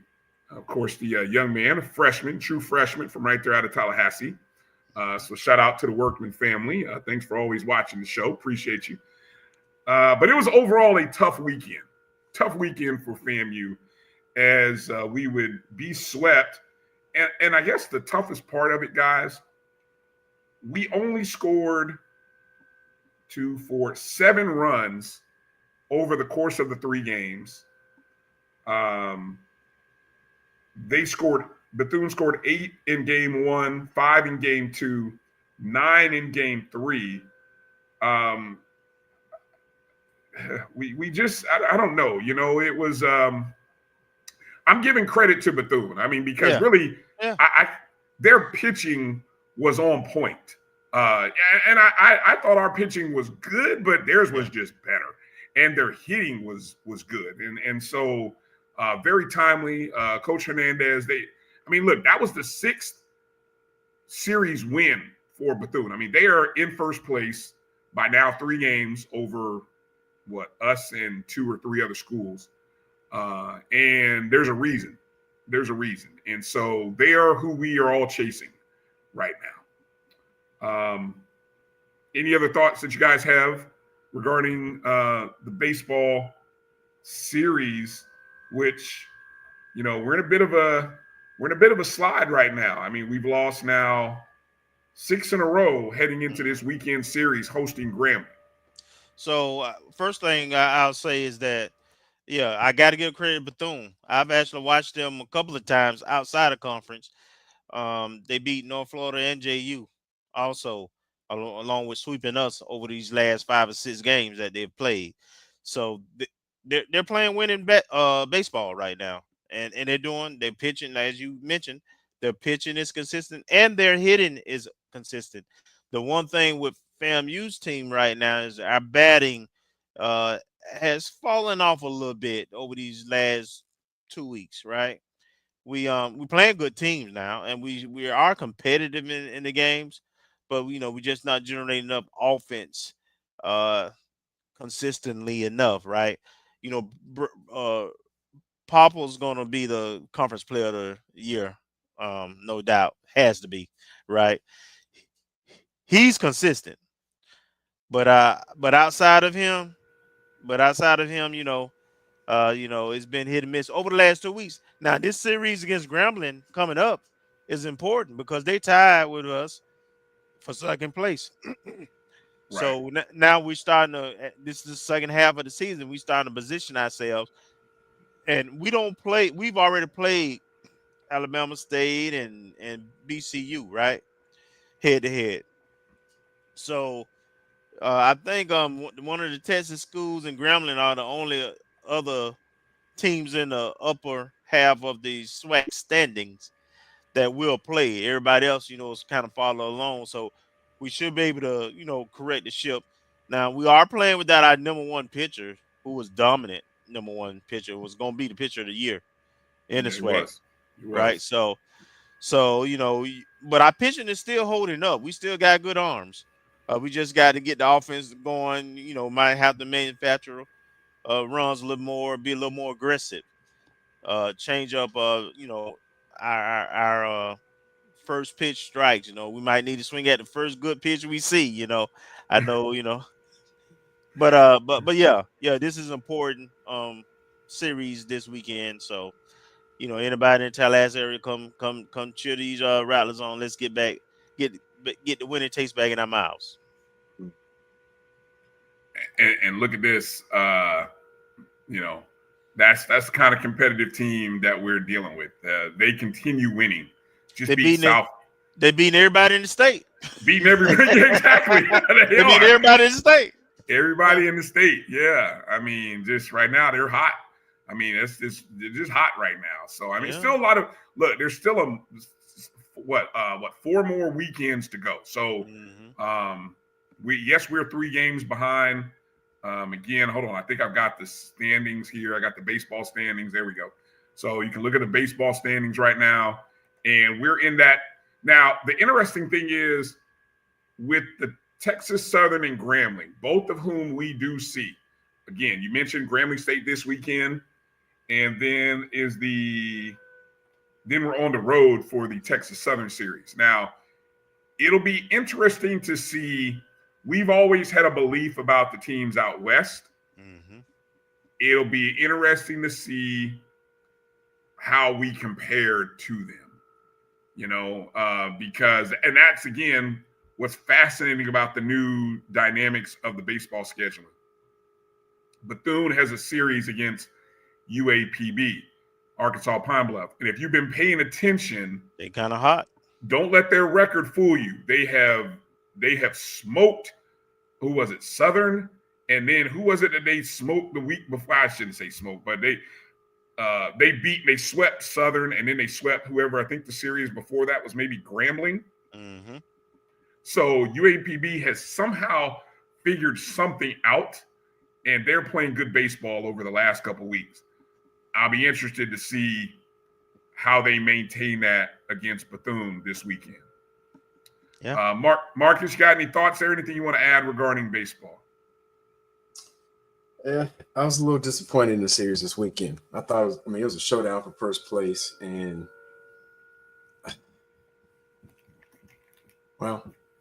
there's more games to be played, but I was a little disappointed in the outcome. I did not expect to get swept. So, just got to, take that on the chin, take some learning lessons, and it's likely we're going to see them sometime during the tournament. So we got to make sure whatever adjustments are made or health that needs to be recovered happens in time for the tournament. Gotcha. I don't know. Did I refer to it as points? Who referred to it as points? One of y'all did that? Hollow. Oh, that's Hollow in the chats. Okay. You Jeremiah Clary. All right. Good stuff. Okay. I was going to say. Okay. So there's baseball and softball. Looking forward to that. Marcus, for a moment, let's kind of talk about football. Because as we saw last week, the portal opened, and the portal giveth. Oh yeah. And the portal taketh away. not just players, but sometimes coaches. The biggest names that hit the portal. Some we've lost, some we're still waiting on. Give us a recap there on some of those names and what we got. Well, I'm updating it as time permits. I have my little PowerPoint, and I want to update the spreadsheet so we can kind of see historically how many we've gained or lost season by season. So that's a work in progress. But the big name we lost this week was James Ash, defensive tackle. I'm assuming he was slated to be a starter defensive tackle, and he transferred put his name in the portal. You know, that was reported by, I believe, an on3.com Auburn University correspondent. Didn't really see it come through. He didn't announce it. And then announced he was having a visit. And by the time we turned the page to the early this week, he committed. So he's in the portal, or he's gone or committed to Auburn. We had Nate Gates, who came in from Washington State last year and was a reserve offensive lineman, and I believe played H-back a little bit. He jumped in the portal. Quan Lee, we already know about. Maybe he jumped in about a week ago. So we've had at least 5 who have announced portal jumps this week. And we had one announced today, Elijah Alexander. Excuse me. Who was a Division II transfer. FCS transfer from Stetson. Right. And one of the defensive linemen. And I really liked him just because he played at the championship program in Savannah. I believe it was Benedictine. I'm sure Gerald could probably answer that, but he won a state title a couple of years ago with the quarterback who was at FSU and transferred out this year. But they had a good team both of their senior years around 2002, 2003.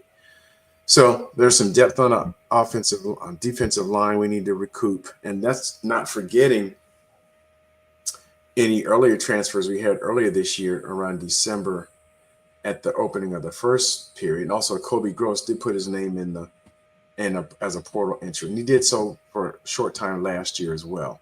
So we'll see if at this time if he's just looking around, or if he gets some offers that he can't resist.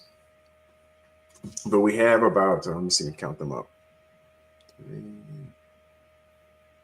8, at least 15 portal entrants since last fall, since last season. You know, the first of which was Jalen Ward, wide receiver we got from FBS. I believe it's from Middle Tennessee State. And then there's a couple offensive linemen noted. We took some hits on the special teams. Michael Smith, our long distance kicker. I know he jumped in the portal. I haven't seen him commit anywhere, but Trey Wilhoit, he jumped in, and I think he signed with Coach Simmons. And Judify Michael, the reserve defensive back. David Jordan, who was on the quarterback, came in from JUCO last year. 2 offensive linemen, Janik Ugunlade and KJ McCoo. KJ McCoo committing to Tennessee State back in January, and Janik Ugunlade committing to New Mexico State late January, and defensive back Braylon Oliver. So those are the ones that announced, at least the ones that I've seen on social media. There may be more. I don't know to what degree. We'll have more portal entrants based on what's the number. What's the number? I'm sorry. What's the number since this past week? I mean, for the new window, 5. Yeah, the new window. Okay, so 5, just 5. So 1 wide receiver, 1 offensive lineman, 2 defensive linemen, and a tight end. And let me just remind people, we just had exit interviews for the team, with the coaches and the players. And so, some people may be on partial, some of them may have had full rides, some of them may have lost scholarships. I think Ash is in the category where he just had some offers, and obviously he's going to a SEC program. So, that's going to happen when you have those kind of offers. But the point is, people get in a portal for many different reasons. So it's a reality that we have to live with. So far, it's not hitting us like it did in previous years, or at least last year. And so hopefully that trend will continue. And Ash, if I could add, James Ash was one of the names that was widely believed to being tampered, if we want to use the word tampered with, or being sought after by other schools.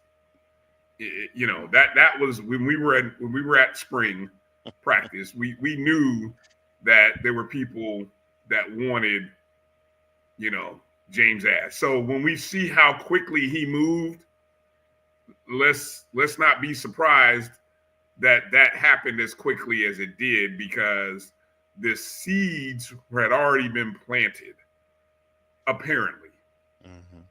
Yeah. So, now I would say for the other guys, they're fishing, and again, it'll be interesting to see what happens, because Coach Colsey has made it very clear that,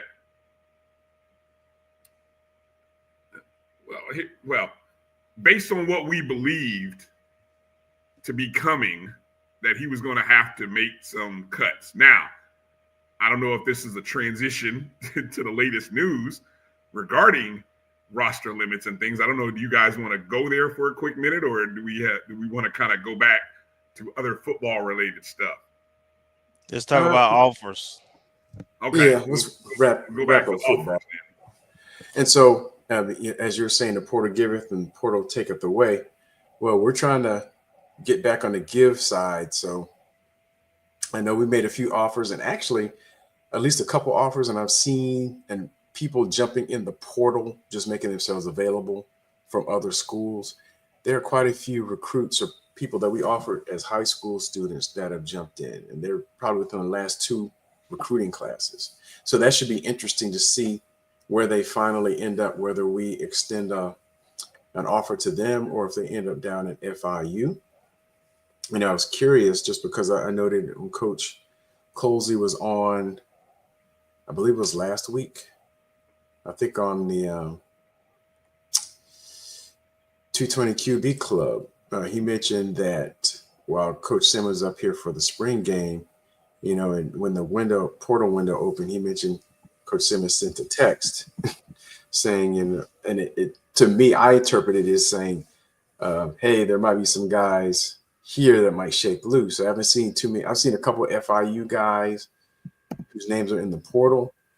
I haven't seen us extending the offers, but that'll always be interesting. But we offered, or re-offered, if you will, a tight end, Hunter Teal, who's out of Georgia. And I'll just pull my spreadsheet up. Make sure I got the right thing. And we offered him as a class of 2024 tight end. And he played for one of the top schools in Georgia. I want to say, was it Milton? I think it was at Milton High School. Either he played for Milton or he played against Milton. I don't recall. I have to find it. I look at my sheet to confirm that. But we did offer him previously.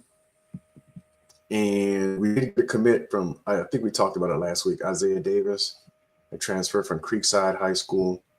We did offer a 3 or 4-star defensive back out of high school. He's a class of 2026, so it may be a year off, but he's committed to Oregon.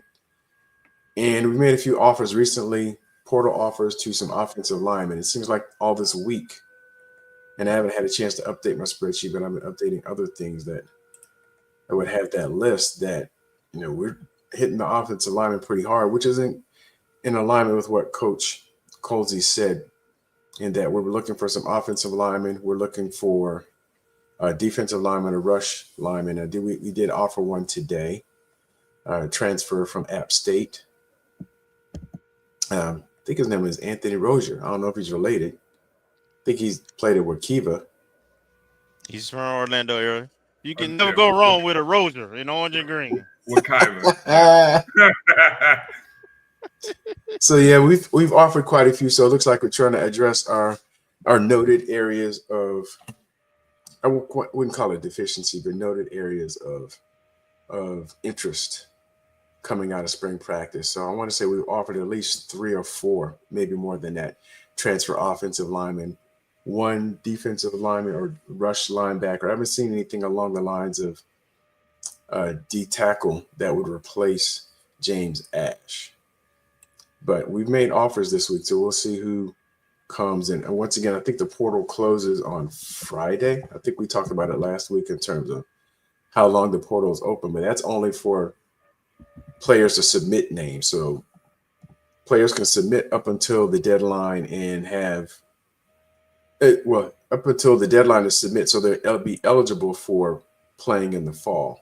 And then I don't know if there's any timetable for anyone finalizing their transfer location, and I believe grad transfers still have pretty much a wild card where they can enter at any point. They're not beholden to the transfer window period.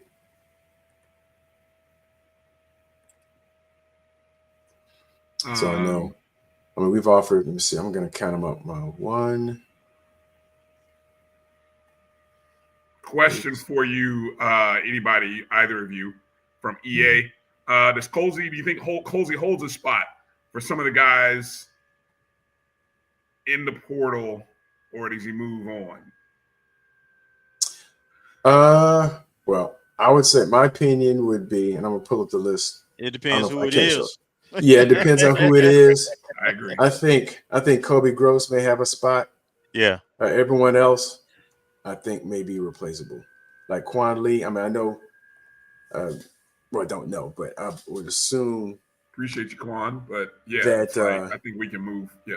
At wide receiver, there may be enough spots. We actually offered a wide receiver who, I saw that. Looks like a slot wide receiver, but he actually from Mandarin. Is that the young man from Mandarin? Jacksonville Mandarin, yeah. Jacksonville Mandarin, yeah. Oh no, he's a high school.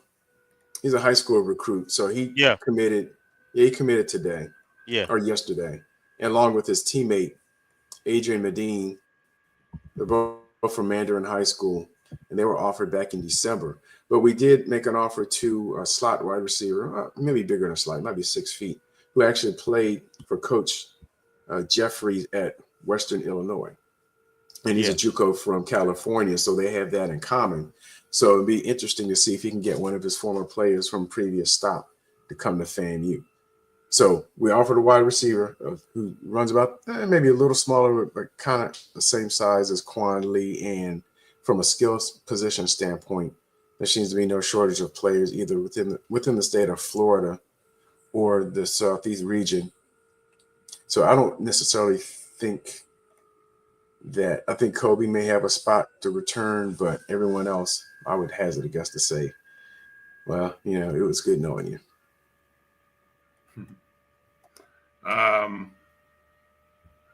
Eli Aragon, 6 foot 190 from Oxnard, California. So he played JUCO at Ventura College and then at Western Illinois last year under Coach Jeffries. I'm noticing, did we got a couple of guys from Mandarin. I saw the notes from Tim and Marvin there in the chats. We picked up a few guys from Mandarin, Jacksonville Mandarin, correct? 2. Yes, that's what I mean. The 2. We picked up the wide receiver and Adrian Medine, and who's a defensive lineman. He goes about 6'2", 300. And wide receiver, I just saw his commitment tweet. He actually committed a couple of days ago on Instagram, and then he put it on Twitter today. So that's at least 2 from Mandarin High School. Mm-hmm. Okay. Any other roster-related news or notes or? Nothing of note. I just need to catch up my spreadsheet, and hopefully I can next time have an update in terms of the overall in egress and ingress of transfer players since the portal era, so we can kind of see, because it's always curious to see, the volume of how much we have leaving versus how much we have coming in and where they ended up. And there's a lot of the players this year I have as to be determined. I haven't seen anything where they ended up. So I only have 1, 2, 3, 4, 5, 6, 7 out of the maybe half of the players who jumped in the portal that I've seen where they've landed. Not to say that if I haven't seen it, that they haven't ended up somewhere, but just from trying to track on social media, maybe half the players that jumped in the portal have committed somewhere and the other half are still out there. The portal for football and basketball is on Swole, and there's going to be a lot of kids who get stuck in that portal because you remember the FBS has roster size limits now, so they're not carrying the 135 anymore. They can only carry 105. Well, we don't know that. Based on the latest news that came out today, that may change. Yeah. Coming. What time was this? This was just about late this afternoon. So Bryan, before you go there, real quick, the problem is, it's the summer now, so at this point, teams kind of know who they have, and unless somebody gets hurt late or something, you're not going to come into a program and contribute at this point if you're trying to move up, especially at the Power 4, Power 5 level. Especially when they got money involved in this thing. So I hope that the players who are getting the portal understand and recognize that there's not only that uncertainty that you finna describe, and when it's going to be finalized, but the Power 4 schools, they already made their decisions in terms of their rosters, right? So, but a guy like James Ash, though, well, he had a place to go. He didn't go in there fishing. Correct. Good point. Yes, there is a difference. There is a difference. He had a place to go. We found out where as the news broke, but that's why it moved so fast for him. And there's also the revenue sharing component, which is presumably happening in the schools like the SEC, where, a lot of people will look at his move and say, oh, are you going to be anywhere? You're not going to be on first team, or are you really going to be on second team? You might be the third team guy. Hey, guess what? It won't matter. He's practice body. Practice body that's about to get paid, like probably close to 6 figures. Well, it depends what you're trying to do, though, right? Well, I get it. If you want film and you want a legitimate chance to even be considered for the next level, you got to play. So I'm just saying, is $5,000 for a semester really a good trade-off if you love the game you want to play? Do you want to play? It's a little more than that, but you can slice it how you want to, but that's what it comes down to. All you got to do is let every player who was a starter for us who went elsewhere that went up. We have a track record. We have history. Here's the challenge. Here's the challenge that all of these young men are looking at, and it's gonna glare. It's gonna show this weekend. Obviously, this weekend being the NFL draft.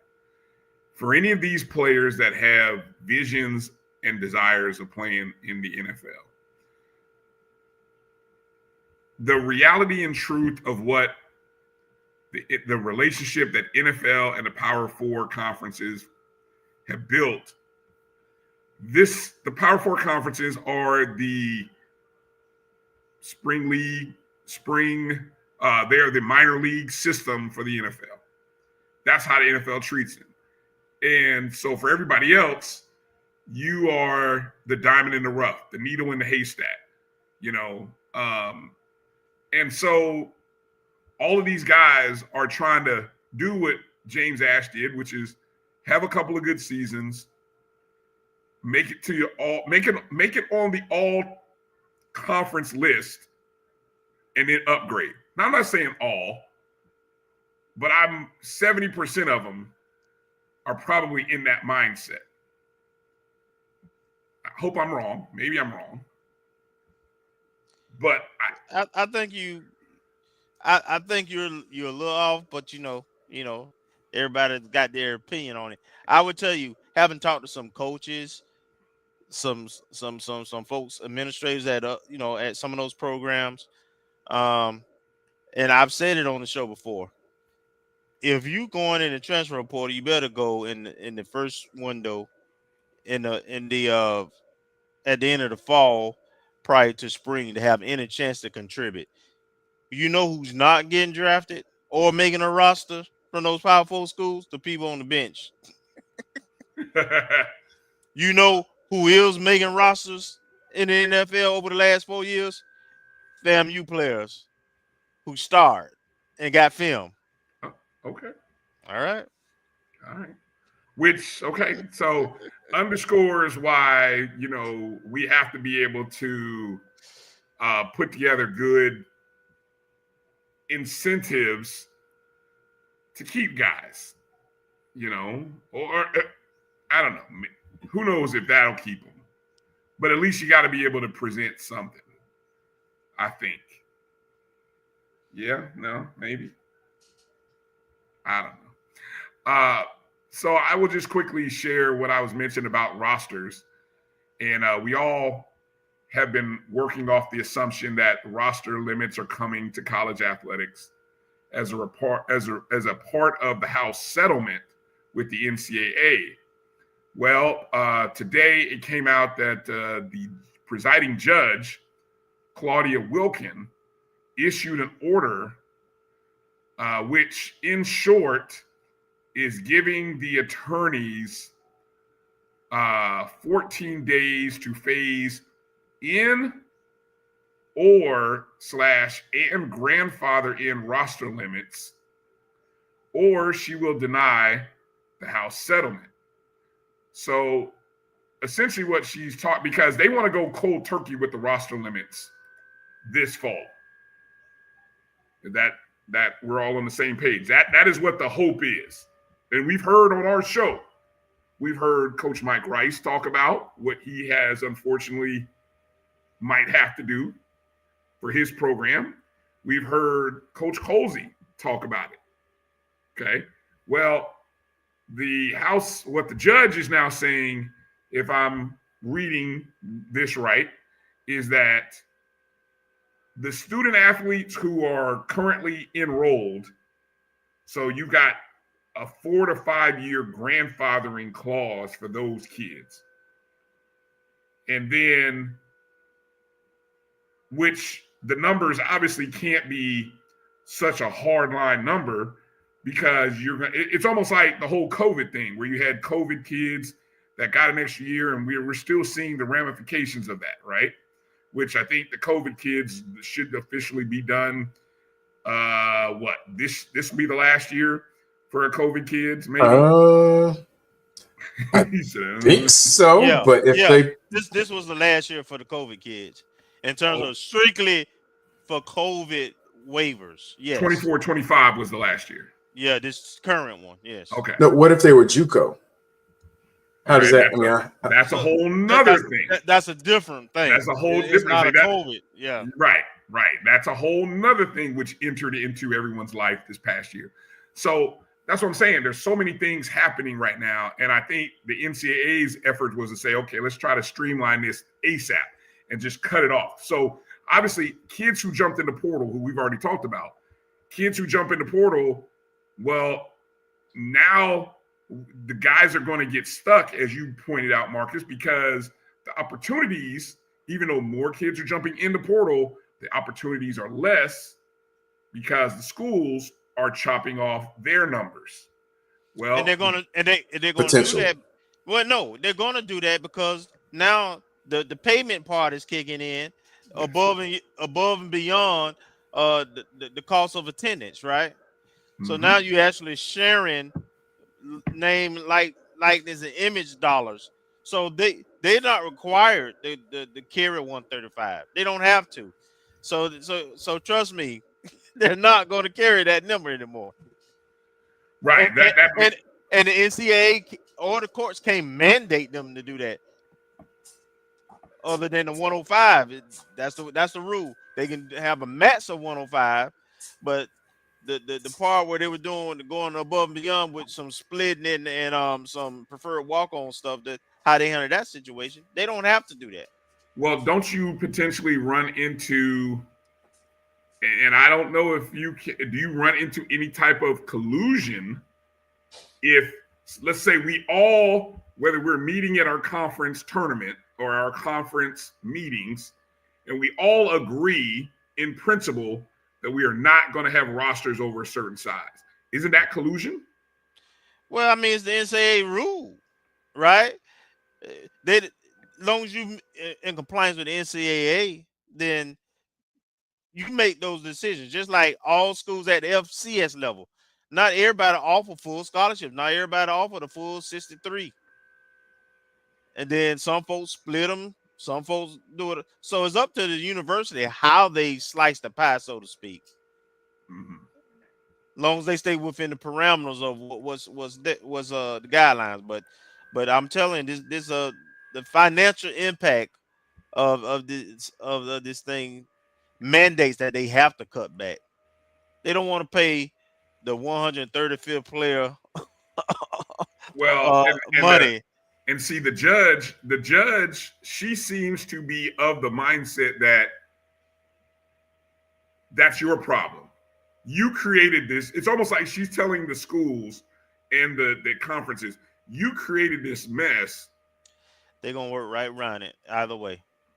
Well, all right. Well, yeah. I'm just telling you what's going to happen.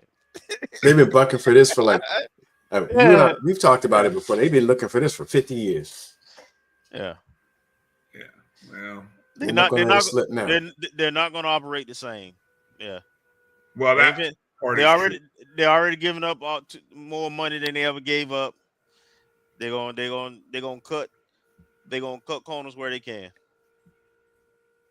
I don't disagree with you on that part. They can't really do, because let me just explain. So they can't really do nothing about most of their expenses, right? Travel costs are travel costs. Mm-hmm. Coach's salary are coach's salary. You know, the market drives all that kind of stuff. So when you trying to do something with a budget from a expense side, then the area where you can make an impact is with scholarships and cutting back of certain staff a little bit. But you know, your two biggest factors are scholarships and salaries in every athletic department, no matter what level you're at.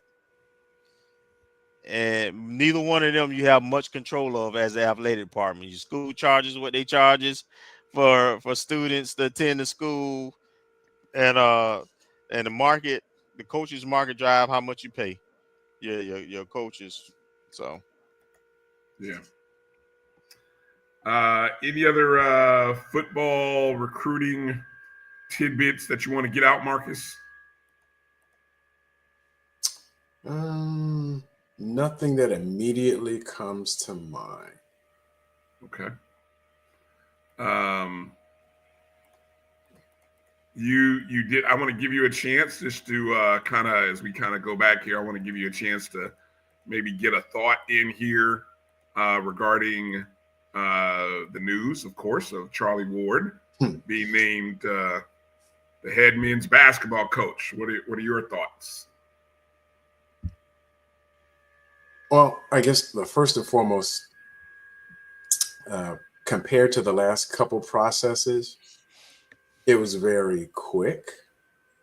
Mm-hmm. Didn't seem like it was second guessed. I don't know if the skids were greased a little bit earlier in a combination of faith in VP Suggs or all of the above, but there was a quick turnaround.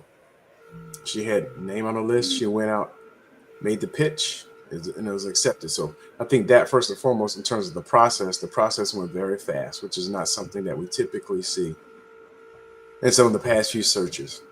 In terms of the selection, I think Coach Ward will be a great hire for FAMU. I'll watch the replay of the announcement press conference, and it doesn't seem from his words that he's looking to turn this opportunity to a springboard into something else. I think it also brings some stability in that he's a known entity in the Tallahassee area. Seems to have a good even-keeled personality, and also can hopefully generate some interest above and beyond what I like to call the Pareto chart of donors to FAMU athletics, where he has a wide swath of folks he can tap into that might help infuse additional dollars and support into the program. And he's coming from a winning high school program. My only challenge, and I don't know how much of a challenge it would be, is that, I don't know to what degree, as it relates to the new landscape of college basketball, in terms of the connections he has in dealing with the transfer portal. That would be my only question, but I'd imagine he has enough connections in basketball circles to at least get the pulse of some good players that would be a good fit. But overall, just not having been in the collegiate environment, I would need Kelvin or someone else to kind of give me some insight in terms of how will it be tough sledding, will it be a learning curve, or will it be a bumperless transition for him dealing with the transfer portal and the new mindset and paradigm in college basketball? All right. Good stuff. Good stuff.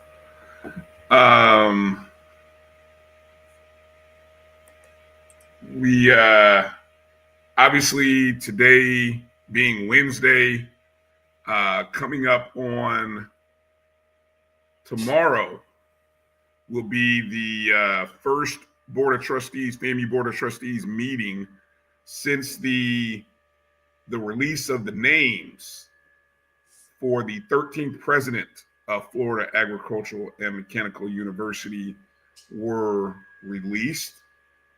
We put polls up. Hopefully you guys got a vote for them on our polls. We put polls not only on X, Twitter, but also on Facebook, asking for your opinion, asking Rattlers here. I mean, we got a lot of other people who watch, but this is targeted towards the family, to let us know your thoughts in terms of which candidates you thought were most qualified. And there's been circulating in various Facebook groups and on Twitter sort of a nice breakdown of the various qualifications of each of the candidates. And again, the candidates, Rondale Allen, who's the Provost and Vice President for Academic Affairs at the University of Maryland Eastern Shore. Gerald Hector, Senior Vice President for Administration and Finance at UCF. And I believe is Hector also a FAMU grad?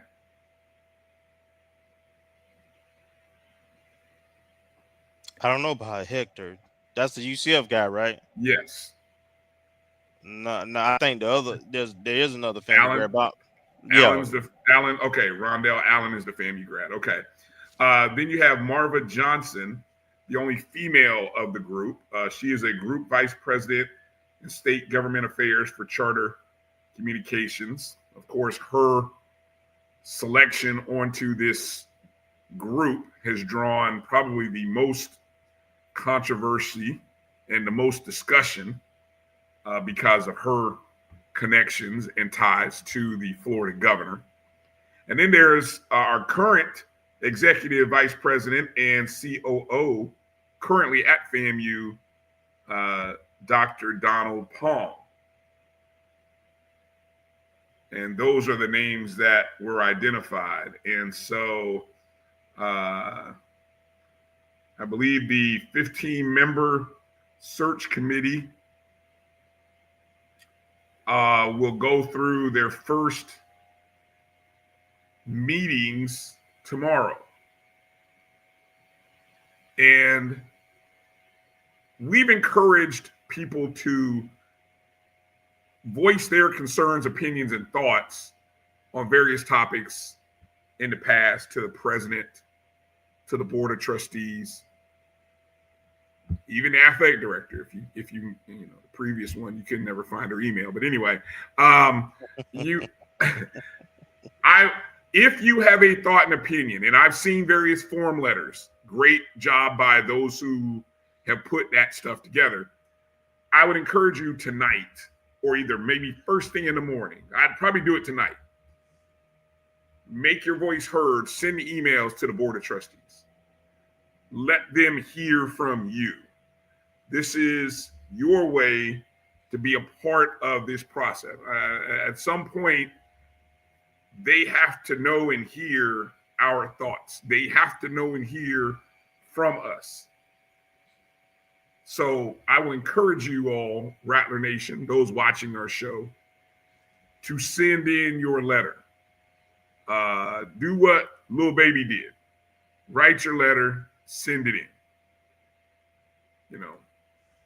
Let them know who you support. Let them know why you don't support this kid, why you shouldn't support this kid. All of that helps them. Because again, they are supposed to be working on the best interest of our beloved university. And so they need to hear from you. I don't think they can I don't think they will make this decision in a vacuum without hearing from us. So we have to be steadfast in using our voice. Is there anything you guys would like to add regarding this process, this search, any particular candidate? Well, what I'll say is I would like to see our DSOs and leadership, NAA president and so forth, the board, to be a little more vocal on this and push for as much transparency as possible.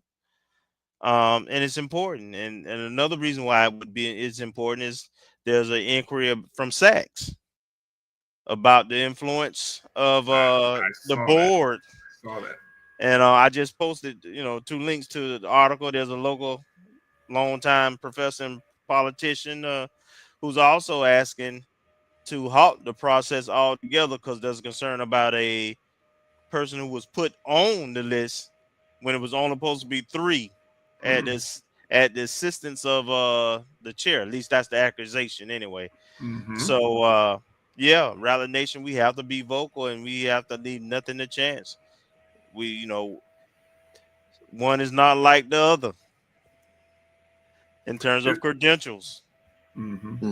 So that's I remember, part of the process, part of the reason we had such a challenge with the AD process, frankly, was something similar happened. Was very similar, where you didn't follow your own process, and then someone who may not have had the same credentials as others end up being the selected candidate when they weren't a part of the process or shouldn't have been a part of the process for 2 rounds. So it's important. We have to make sure, especially in these times and climates politically, that whoever is leading this university is a staunch defender of FAMU and not an ally of those who are foes of FAMU. Marcus, would you care to add anything? I don't know if there's much more to add. I mean, we got to make sure that what we've seen, the cherry picking and placement of, I can't think of the word now. I don't want to say stooges, but of yes, people who are carrying agendas, political agendas put in place. We see that on a national level. We've seen it at other state universities, or openings have happened. And University of Florida still reeling from putting in a U.S. senator in there, and apparently whatever he spent money on, and just running amok. And then we see it happening with other universities. He had people on staff that never moved to the state. making 6 figures. I mean, it was jacked up. It's a hell of a remote job. All right. Well, again, that process begins tomorrow, and these are closed meeting sessions, so these don't get streamed online like some of the other meetings, I guess. Is that correct? It's my understanding. I don't know. I thought why would it be closed unless they negotiate a contract? Yeah, it should still be.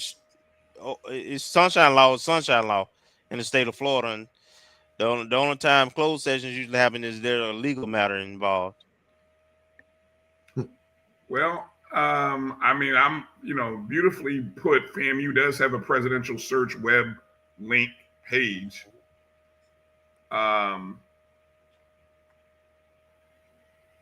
You can meet all of the people who are a part of the search committee. The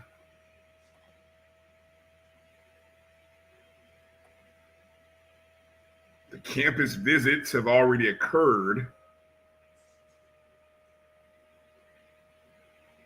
Let me see, stakeholder input. Okay. I don't know what that is. But anyway, news and updates. Last page here, and I don't want to hold us on.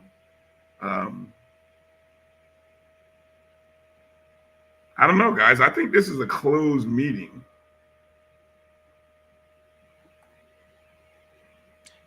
It was open last week, so I don't think that's the case, but I'll look it up to make sure. Remember Zoom went out. Okay, I'm looking at from the Office of Communications yesterday actually, after they announced the 4 candidates. There is on-campus interviews that will take place May 12th through the 16th. That sounds right. Conducted by the Board of Trustees, to whom the next president will report. The trustees' final selection will then be submitted to the Florida Board of Governors. A 17-member body who oversee all of Florida's public universities, and they must approve the final candidate and contract. There also is a bill going through the legislature in which they are trying to minimize the influence and impact of the governor's office and anybody on his staff to be able to influence university presidential search and give the final authority to the Board of Trustees with Board of Governors approval. And it has a lot of support at this time. Right. Okay. The only other site here that I can go to, and I can go right here to the Board of Trustees, and you can look at the agendas and meeting site to see if there is anything scheduled. Well, there is a meeting. It is scheduled. There is a Zoom link. So 9 a.m. tomorrow. 9 a.m. tomorrow. And I know you had 24 hours to. There may be people who actually choose to. They have to open it up to the public. So there is time for public comments. You had to submit a request 24 hours in advance. So I got a feeling there's going to be some of that. So it might be a very interesting Zoom session. Hopefully everything's working with Zoom. And but you may want to have it on in the background and see how this process goes. So again, all of this is happening tomorrow, 9 a.m. on Zoom. I always encourage everybody, if you go to famu.edu or just type in FAMU Board of Trustees, you can find the agendas and minutes. So again, we wanted to mention that because while we do talk about athletics, we always want to make sure we get in there and talk about FAMU's. We talk about the culture and our school because this selection has an impact huge on our athletic department. Yeah. Okay. Final thought here before we go. I want to make mention of this. Tell everybody that we do have the link and we do have information regarding the FAMU golf fundraiser that was mentioned earlier in the show by Coach Rice. And if you're following us on X, ONG StrikeZone, we did retweet. Actually, I retweeted it from my account because it was a little longer tweet than the 280 characters and because I have a blue check mark, which we probably need to look in. We need to invest in getting one for our show. But anyway, I pay for one. I can have a longer tweet. So anyway, I tweeted this out. Again, and I think this came from, I saw Mr. Kinsey posted, Rick Kinsey posted it in the Facebook page. He posted it in the comments too. Mm-hmm. I saw that. Yeah, I think it's too big for me to put it on the screen, but I will repost it on Facebook, but also it's on X. Essentially, join us in purchasing our championship golf team a driving range canopy for our on-campus driving range. You can give at the following levels, what they call a master's level, which is $1,000, an open level, $750, a tour level, $500, and a player's level of $250. You can make any level of contribution. There is a link there, tax deductible. So maybe you don't have $250, but you want to give something, you can give anything as little as, I don't know, $25 is there. 25, 50, 100, anything that you can give, or you see it on the screen, text FAMU Golf, all one word, to 41444. And that is how you can, be a part of the fundraising efforts for our championship program. Championship. There you go. Thank you. There you go. Thank you. Clarify. All right. So good stuff. Okay, guys. Well, it's been a good show tonight. Great show. And we appreciate Coach Rice, Coach Mike Rice, for joining us. We appreciate Coach Nikki, even with a little bit of cell phone difficulties. It was still good having her on. Good getting through that. And of course, it's always good to see Marcus. People were getting worried about you, Marcus. So I mean, it's good that we found you and that you checked in. Final words, Marcus. Any final thoughts or words you want to share with everybody? Well, good to jump in. Better late than never. Hate that I missed Coach Nikki and Coach Mike, but I'll catch it on the replay. Did have questions for them, but I didn't get a chance to send them to you guys before for the interview. But I'm glad they came on and represented FAMU well as champions. So they have the rings and the trophies, and there's more to come. Yes, indeed. Kelvin, final thoughts. The standard is the standard. At FAMU, we brag because we have a lot to brag about. We expect to win. And so it carries on through our culture, our coaches, our players. Everybody understand that. And, you speak, there's power in the word. We kind of speak things into existence, right? So, now we have these multiple champions, 3 so far, SWAC champions this year.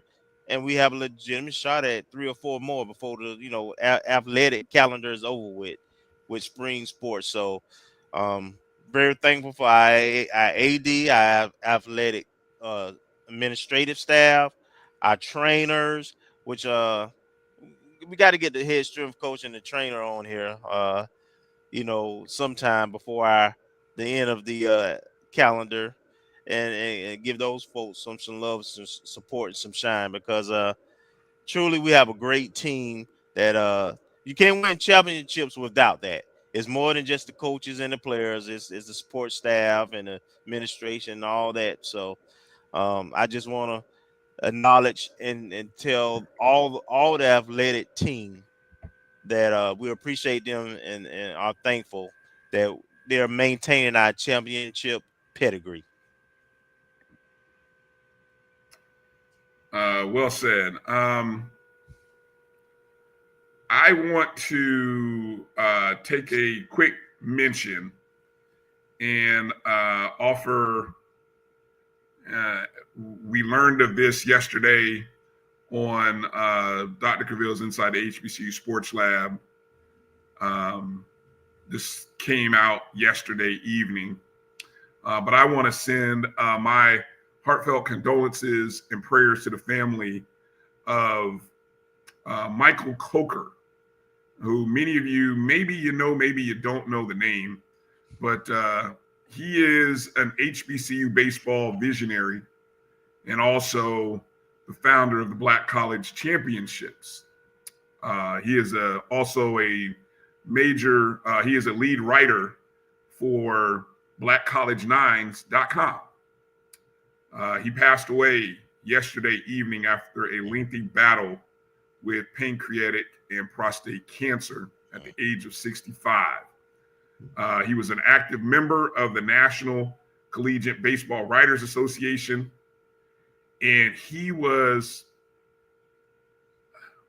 when you just get into this space, he was very passionate about HBCU baseball.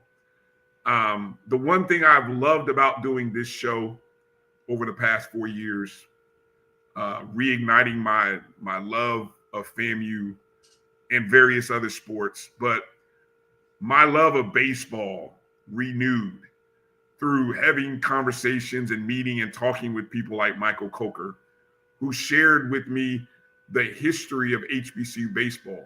And for a kid like me who grew up in the Midwest and didn't know a lot about HBCU baseball, and, you know, even honest, blindly enough, didn't know a lot, even at FAMU, about, outside of a few names, you know, you hear a few names, but when you actually are in this space trying to cover, and it's hard when you're trying to cover a lot of sports. I mean, look, we try to get to as many sports as we can.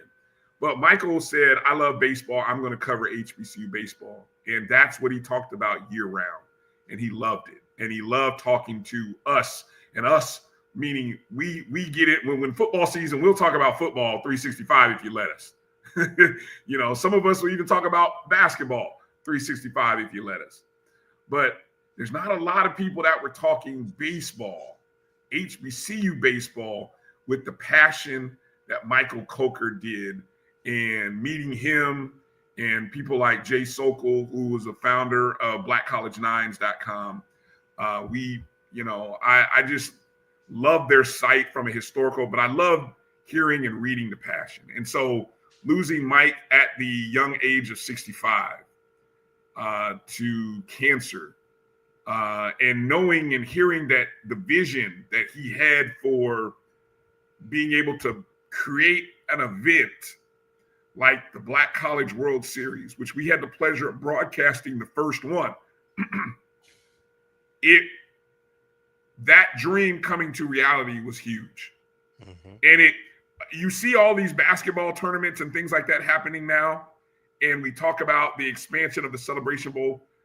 Mike and the people like our folks at the BCSN and others that helped make that first dream come to reality, those other basketball postseason tournaments and other sports, they are coming to life, I think, in my opinion, on the heels of the success of that.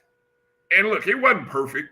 It's still a work in progress, but you got to sometimes get the first one done so that you can have a second, third, get better, make a fourth. You know what I'm saying? You got to get the ball rolling somehow down the hill.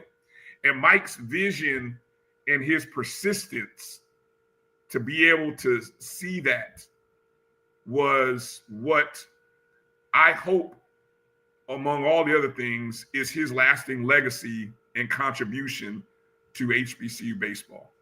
So to the Coker family, to our friends at the HBCU Pro Sports Media Association, to anybody that's ever read blackcollege9s.com, if you haven't, I would encourage you to go make it a bookmark. Make it one of those pages that you go to. Say a prayer for the Coker family and the friends that he had in South Florida. He was an Edward Waters College graduate. It was college back then. So he's an HBCU grad, played baseball at Edward Waters. I just wanted to take a second while I had it and mention him, give my prayers, thoughts, and condolences. And I hope that you all out there take care of your bodies, do the necessary searches, and continue to pray and keep the Coker family in your prayer. So with that said, thank you for watching our show tonight. Jeremiah said there's a book called Black College Nines, The History of HBCU Baseball. So again, I would encourage you not just to check out the site, but also make sure to check out that book as well. All right. So for thanks again to Mike Rice, Coach Nikki. On behalf of Marcus and Kelvin, I'm Bryan. Have a great week, Rattlers.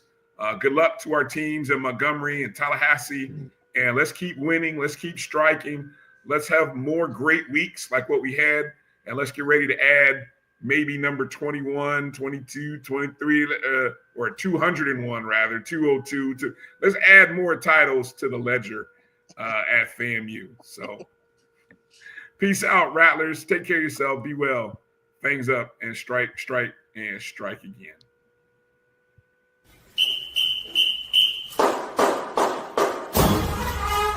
Oh.